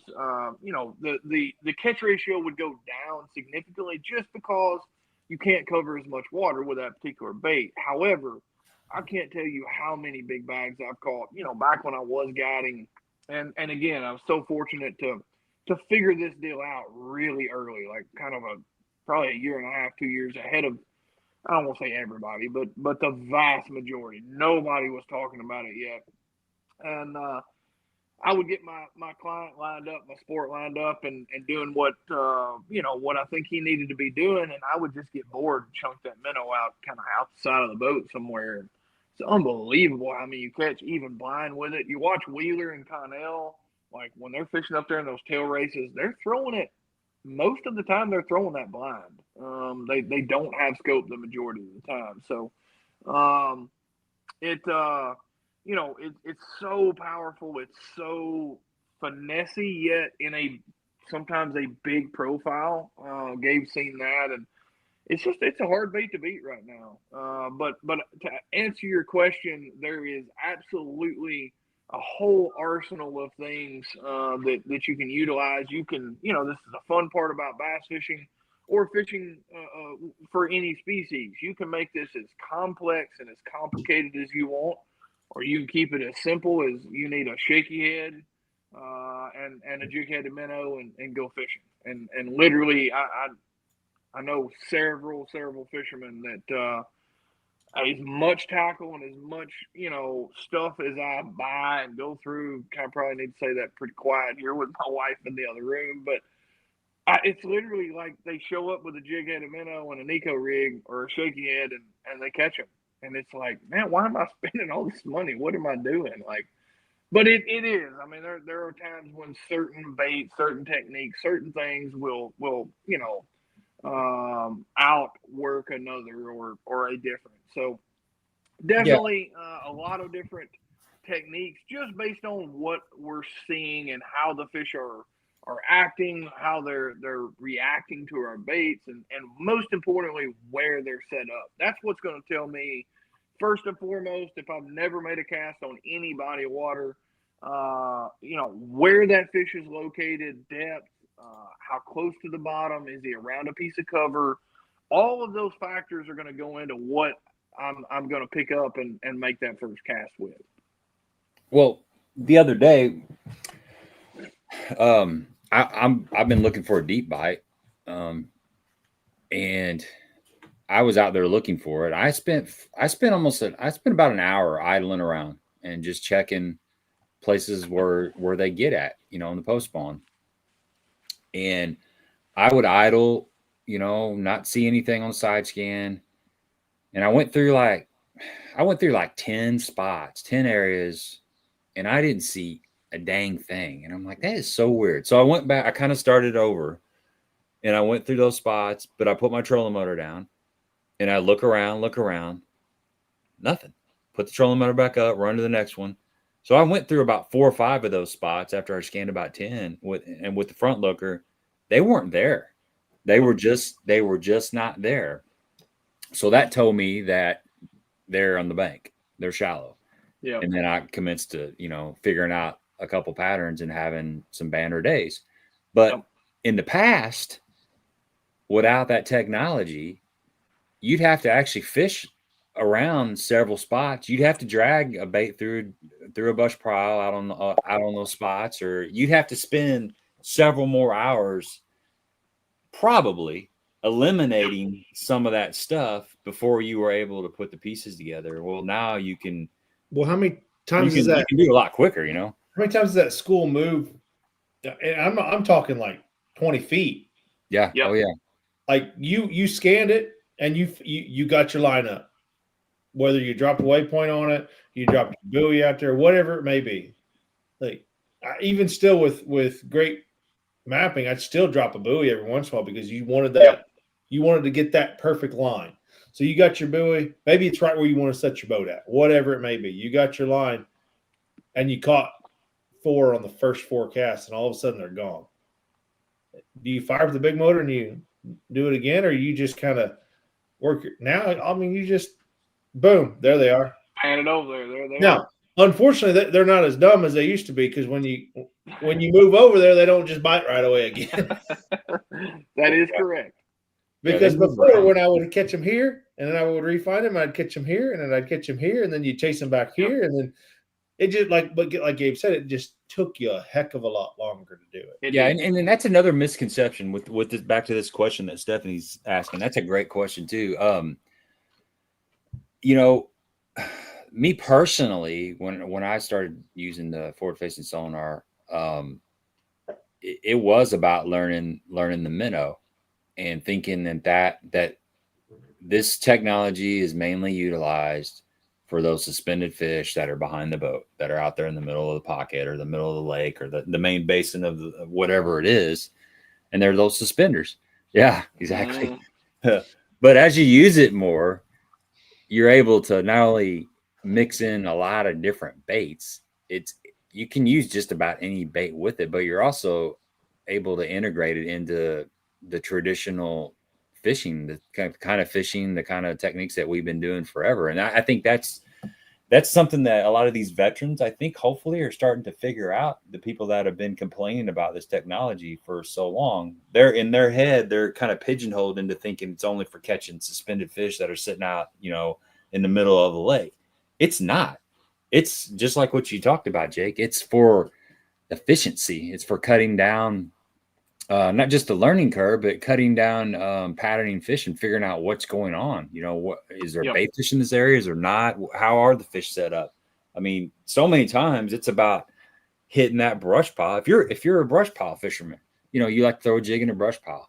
You don't even have a spinning rod. You don't even have a minnow. Forward-facing sonar is going to allow you to drop that jig, not just in the brush pile, but on the side of the brush pile where the fish is at. Because when you just got a waypoint, you side scan traditional, you find a brush pile, you drop a point on it, you spin back around, you get about 50 feet off of it, and you cast.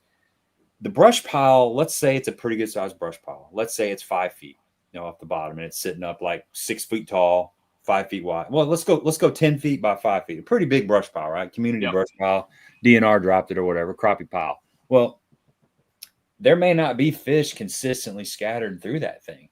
They may be over on the left side, and you got to cast within 1 foot on that left side. When you're just casting at a waypoint, you really don't know where you're landing at as far as the right or the left of that brush pile. So you could actually make 6 or 7 casts and think, well, I casted 6 or 7 times in there, and there ain't a dang fish in there. Yep. Well, there is, but they're over.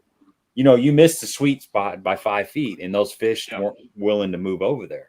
Well, that's the efficiency part of forward-facing sonar, is you can look in there and you can cast where you need to cast. And then if you're a bank fisherman, even figuring out the grass line, casting down the grass line, you're much more accurate with the grass, where you're at in the grass. You can see little holes, little voids in the grass. You can see where that laydown comes out off the bank and kind of feathers out and there's some fish sitting down there. You can still do all the stuff that you used to do, but you're able to do it faster and you're able to actually see what's going on and you can develop a pattern. That's the thing that I think more and more people are starting to find out as they utilize this technology. They're still able to incorporate their way of fishing. They're still able to incorporate the new technology into their way of fishing, and it's just going to make it better. Yep. Yeah, and hey, look, with all that being said, there's not a greater feeling in the world than to get a bite kind of by surprise, so to speak. You know, just fishing for them. And, and again, you're anticipating that bite. You know it's coming, but it's not like you saw that fish, you casted to him and kind of plucked him out of there. I still love that, and that's what I love so much about, you know, the BPT format. And again, just because you figured out the best scoping pattern and the best scoping area, man, you still got a whole nother world, oftentimes a totally different pattern, sometimes in a totally different section of the lake to dial in for your other two periods. So it's like you're just starting once you really kind of find the deal. It's like that's still not enough. You kind of got to go. On that berserk, did you see that 5.5 pounder eat it? Oh my goodness, yeah. So the cool thing that week. Did you see it on forward facing? Oh no, absolutely. No, he didn't have it. He didn't have it. Well, you were off that period with that. Yes, correct. So my first and third period were the two periods that I didn't utilize scope. The second period I did, and actually what I really did was backed out of that area again, just like what I was explaining. Two totally different patterns, and this happens quite often in my scope period from my fishing periods. That area, same general area that I was in, I really only idled about 300 yards, but there was a creek channel out from kind of this shallow eelgrass flat that we were fishing, and it had some pole timber in it and had a few fry garters, but mostly just fish related to the top of the pole timber. And I was able to kind of pluck them off with either that Nico Rama. I caught some jerkin. I caught a few on a minnow. Just kind of a hodgepodge. Just kind of reading each fish and figuring out what they wanted. But, you know, it was, call it 10 to 13, 14 feet out there. Isolated fish, no groups of fish, but just kind of one here. And I'd troll around for 100 yards and find another one. And then to turn around and go right back up there to those shallow bluegill eaters in 10, 12, 14 inches of water was just super cool. And honestly, we see this quite often here on Kentucky Lake late in the fall. We have a, you know, winter drawdown, usually starts right around the 4th of July, but it really doesn't get low until end of September, you know, sometime in October.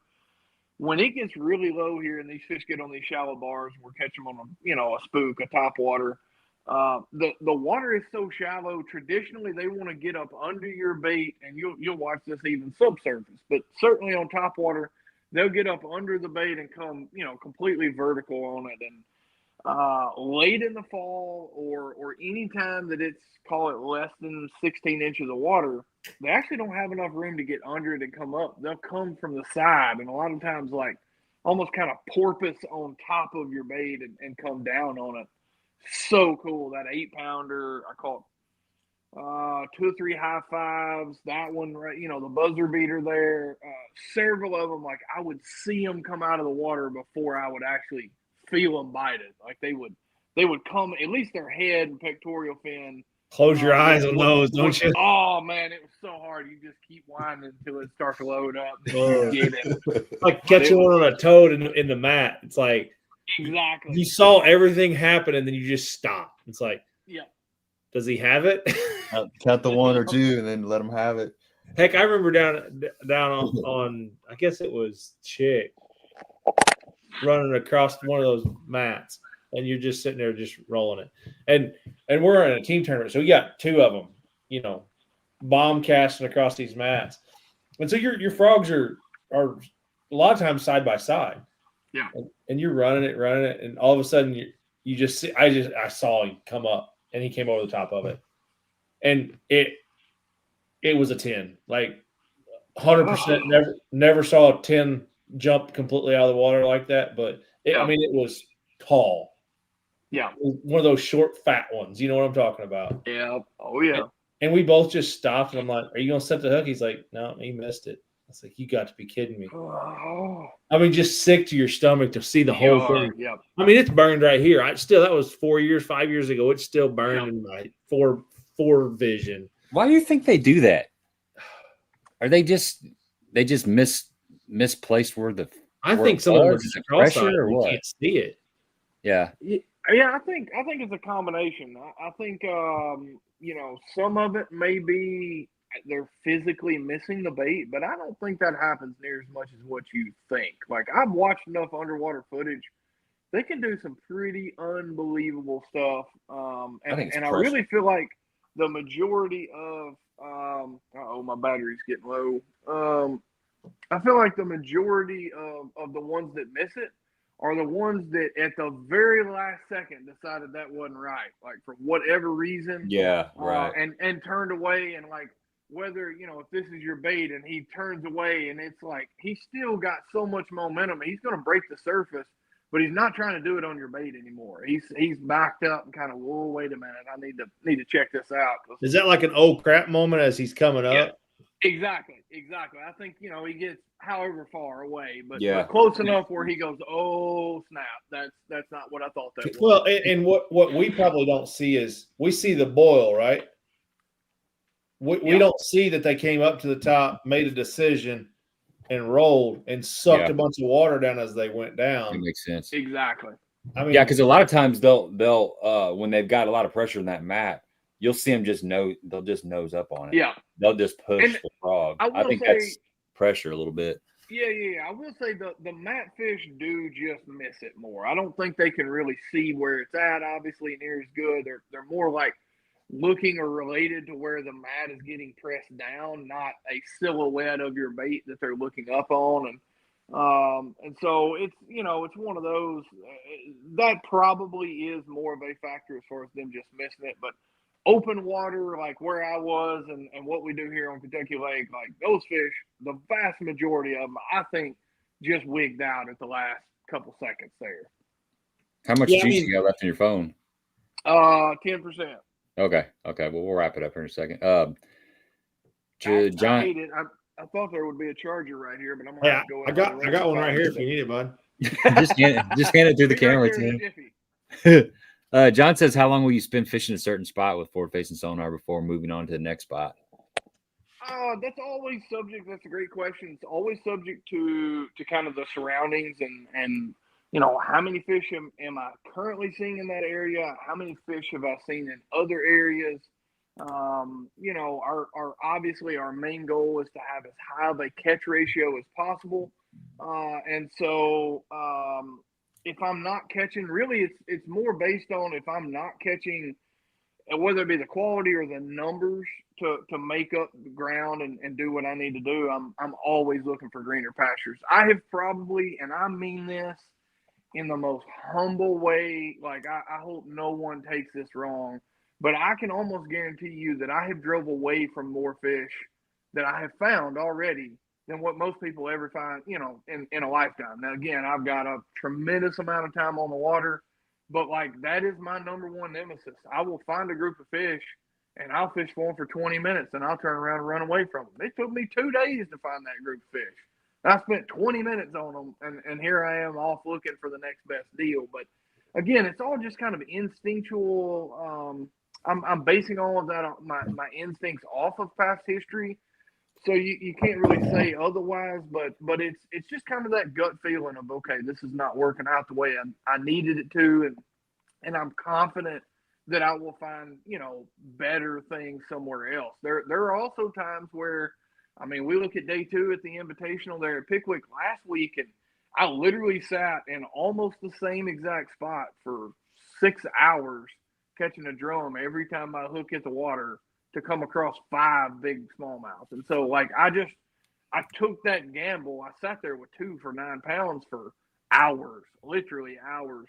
But I just felt like that was the area I was most confident in being able to generate big bites. So we stuck it out and made it work. But it's all just kind of a gut feeling. And normally, you know, the good thing with forward facing is, again, we've already, I'm kind of reiterating, but like, there's not a lot of guesswork. You can see if they're aggressive. If they act like they're going to bite and you're seeing enough of them, you can usually stay in that area, but and vice versa, obviously.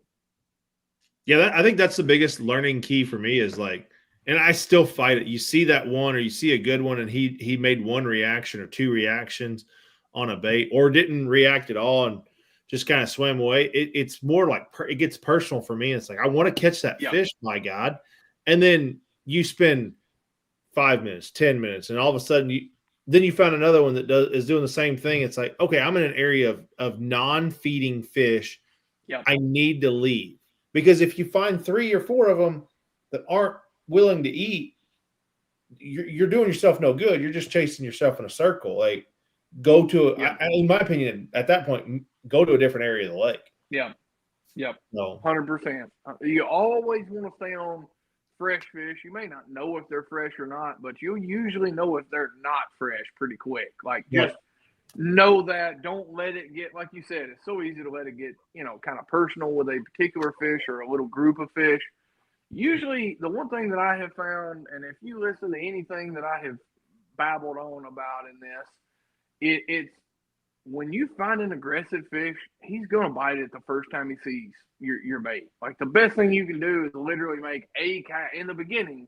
Make a good cast. Now, it's got to be presentable, like where it needs to be in the strike zone. And I don't mean you throw it out there in Jonesboro and call that good, but you make or present it one good time, and if he doesn't bite, you keep going. Keep looking for the next one.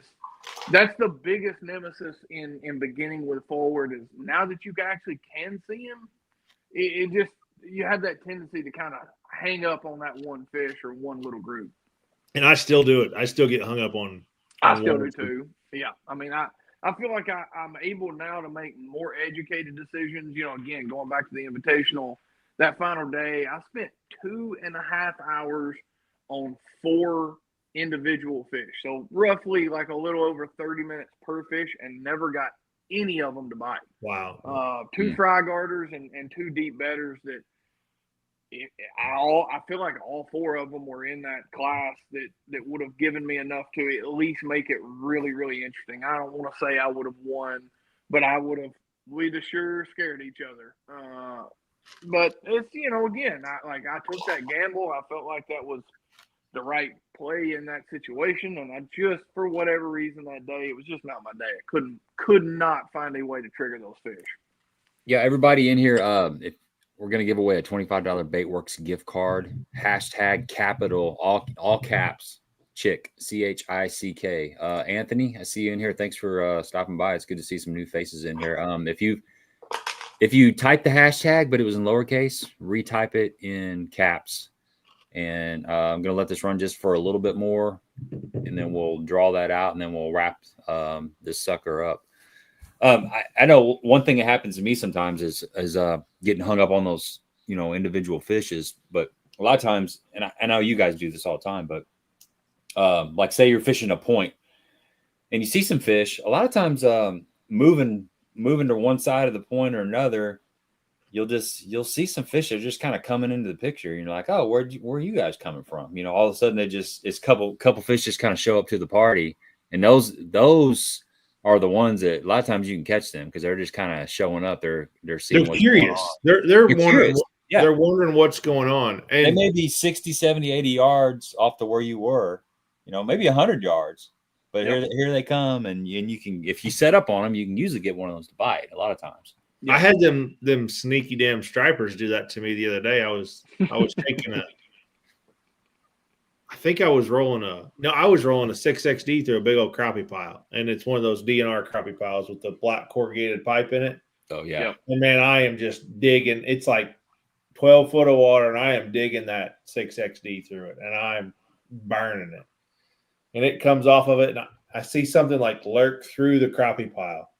I mean, he goes through the poles, everything. I'm like, oh God. And I just like 3 turns, and it just goes, gook, gook, gook, gook, gook. Dang it. It was I think it ended up weighing like 11.5 pounds. Yeah. It was, but I mean, it was a 20-minute battle at that point because it's like, man. It usually doesn't take you very long when you hook a striper. You usually know, like, Yeah. this is The, too the salt first water. pull is like, oh God, it's a good one. And then the 30-yard run, it's like, yep, Yeah. nope. Yeah. That's what gives it away every time. And it's the crankbait that I've thrown for 3 days now, and it's beat all to heck, but it's catching them, and I don't want to lose it. Oh, that's the worst. Oh, I lost my favorite scope stick, JB, the other day over at Kincaid on a flathead, and I knew I got this one scope stick. I got this scope stick. It's the 100 series. It's that smaller one, and I have caught a bunch of big ones this winter on that sucker. It's my favorite. I feel like if fish is going to bite a jerkbait, he's going to bite that scope stick, that 100. That one, it does what it's supposed to do. It's that special one. Well, I'm out here. I'm fishing shallow. And I'm not getting many bites. So I'm like, man, maybe these fish are way out here in the middle of this cove. So I spin around. There's a bunch of standing timber out there, and it's in 30 foot of water. And I start seeing some crappie, and I'm casting at a few bass. Well, I see this one pole over there, and there's 2 big blobs sitting off the side. And I'm like, man, those are either like 6 or 7 pounders. They're musky. This lake's got musky in it. They're a musky, or they're something else. But and the wind's blowing around. I'm in it too, so it could have been a drum. Yeah, I'm in a 16-foot John boat, Jake, and the wind's blowing, and there's standing timber, so it gets a little bit sketchy out there. But I make my cast, get that thing down, and I'm seeing the fish, and then I'm not seeing the fish, and I'm seeing the fish because the boat's moving around. Well, the last shot I saw, my jerkbait was right above those fish. I just gave it some slack. And I'm swinging around, so I can't really tell what's going on, but I know I'm right where I need to be. I'm right. Everything's bright. Fish is bright. The bait is bright. It's lined up perfect. And so I start to tap it, and it's heavy. And I'm like, I either got the tree, or there's a fish that's got a hold of me. And so I load up. It's a fish, and it gets me around the timber. I got 10-pound test on, little jerkbait rod. I got that Virtus Red Diamond jerkbait rod, which is they ain't got nothing to it either. No, they're excellent jerkbait rod. That they're nice and soft. It lets them eat it. But I get him out of there, and I'm fighting this fish, and I get it beside the boat. It's like a 15-20 pound flathead, and my jerkbait's kind of right here. And it's one of them. I don't mind catching like the 5 or 6 pounders because you can just reach down there and grab them. But when you get something that's like 15 or 20, it's a different deal. You got to get them right here. Yeah.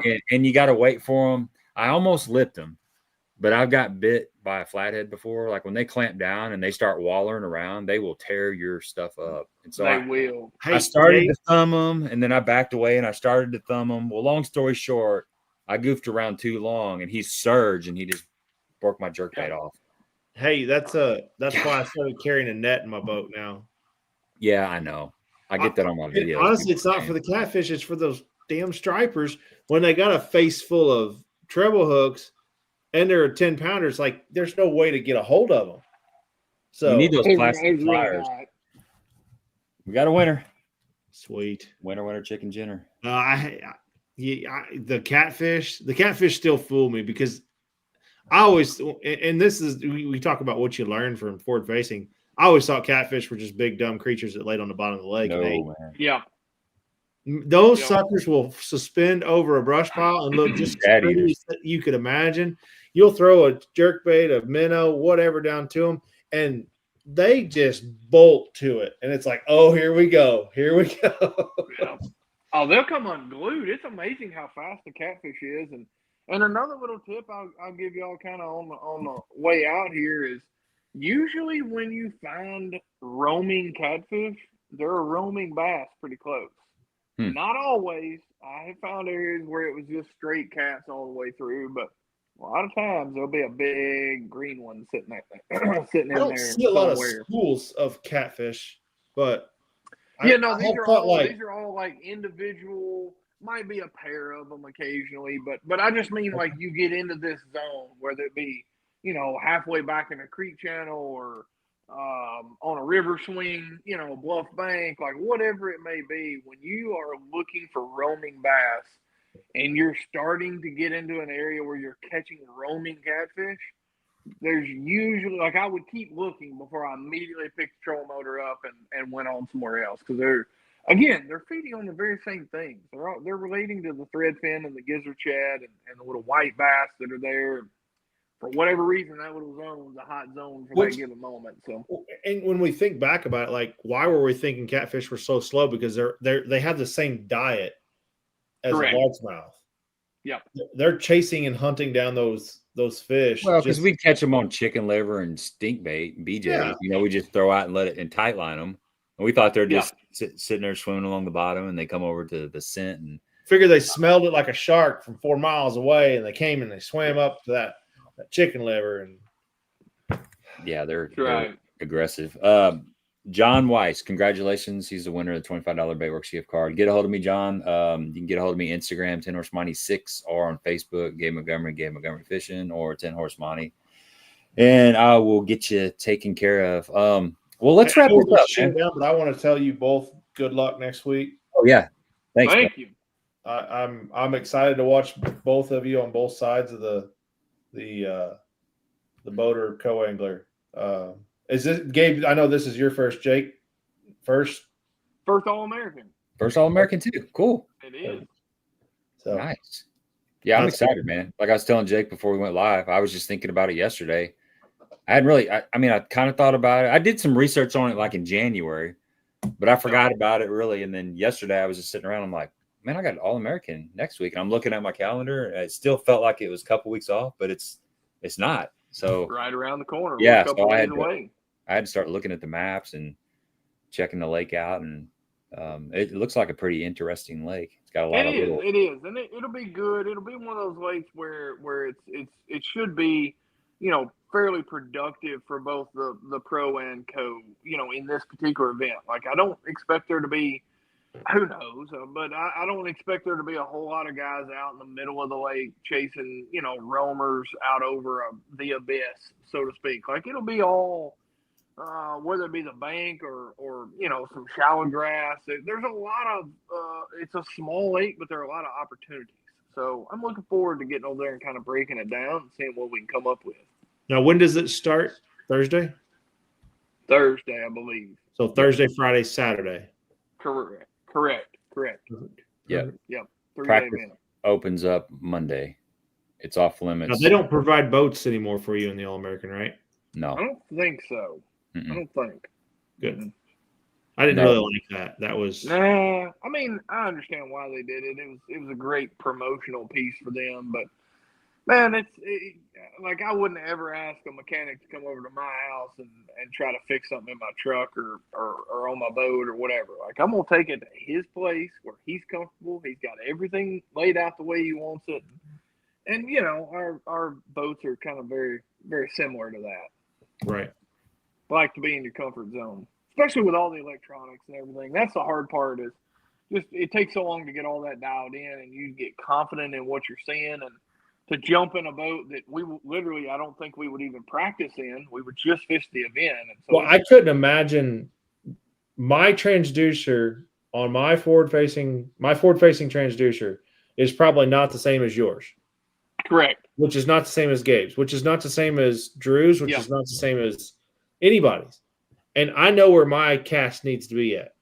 Yeah. Just like you do and just like Gabe does. Exactly. There's right there. If I'd be tweaking that thing all day long. So. Yeah. Again, it'll be a lot of fun getting over there. And I think Gabe and I are going to fish a few days together in practice. And it'll be fun kind of breaking down a new lake. That's a highland, reservoir in the summer, kind of immediate post-spawn. And that's something that I haven't spent a lot of time doing. So I bet I'm going to send Gabe on a lot of wild goose chases, and hopefully we make a couple of the right stops and kind of dial in the right stuff. Yeah, you're not taking your boat down, I guess, then, Gabe, are you? No, I'm still waiting on the bill of sale. Austin's supposed to be getting that together for me. Quick story before we wrap this up. I spent 45 minutes in line at the DMV, or the License Bureau, last Tuesday. I had the title for the boat, the title for the trailer, the title for the motor. I had property tax from 2024, 2023, had insurance. I had everything. I walked up to the counter. I was number 19. Started out, it was number 10. So, an hour later, I walk up there, laid it all out on the counter, and she goes, "Where's the bill of sale?" And I said, bill of sale. And she goes, yeah. I said, well, I won the boat. I didn't pay anything. There was no sale. It was a win. And she said, nothing's free. And I go, well, what do you mean? She goes, well, you need to get a bill of sale for $1. I said, for $1? And she goes, yeah. And I said, well, my dealership's all the way down in Paris, Tennessee. It's 2 hours and 40 minutes away. And she goes, well, here's the forms. She got her little pad out, and she wrote down the forms that I needed to have filled out. And she said, you can find them on the website. And I kind of stood there dumbfounded, and she's like, yeah, nothing. You're going to have a bill of sale for $1. So I turned around, walked back out to the car, and I'm like, well, you know what?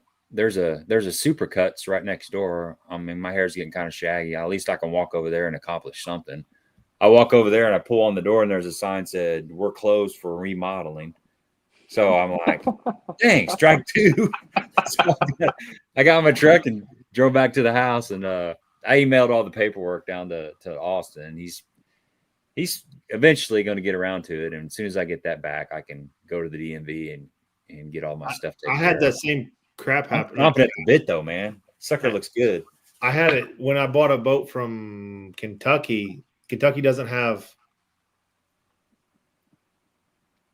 if you don't trailer outside of Kentucky, you don't have to have a license plate on your trailer. I think is how it goes. Tennessee's got a trailer. It's weird. So there was no title for the trailer.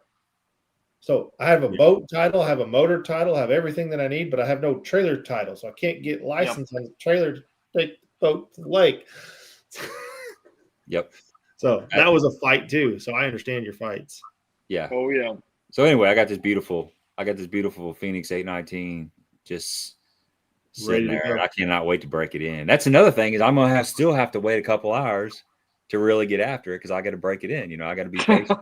3,500 RPMs and then 4,500 and 2,000 back and forth every 2 minutes and change it up. So anyway, we'll get it broke in eventually, and I'll be out there running there you go, having fun. So well, you guys have a fantastic trip next week. Enjoy the holiday weekend before we get down. Yeah, we will. We're looking forward to it. I'm gonna be safe. Be safe down there. Try to capture the morning or the moment. All right, well, we'll wrap it up. Jake, thanks for hanging out with us. I'll get in touch with you here real soon, and we'll kind of finalize some plans. And absolutely, man, I always have a good time jumping on with everybody and kind of talking all things bass fishing. We even talked a little crappie fishing. You never know what we're going to talk about on this. So I always look forward to getting together with y'all, and we'll certainly do it again here very soon. I hope we're back on here real quick, whether it be an All American win for both of us or a BPT win for me here on Kentucky Lake. Like I'm all in. Y'all just we keep winning, y'all keep calling. So I'm all in. Absolutely. Be fun. All right, folks. Thanks for hanging out with us. No stream next week. I'll be down there fishing with Jake, but I got a guest lined up for the following week. So we do this every Tuesday. Most Tuesdays at 8 o'clock, and love to see you on here. Thanks for hanging out with us, and have a great rest of the week.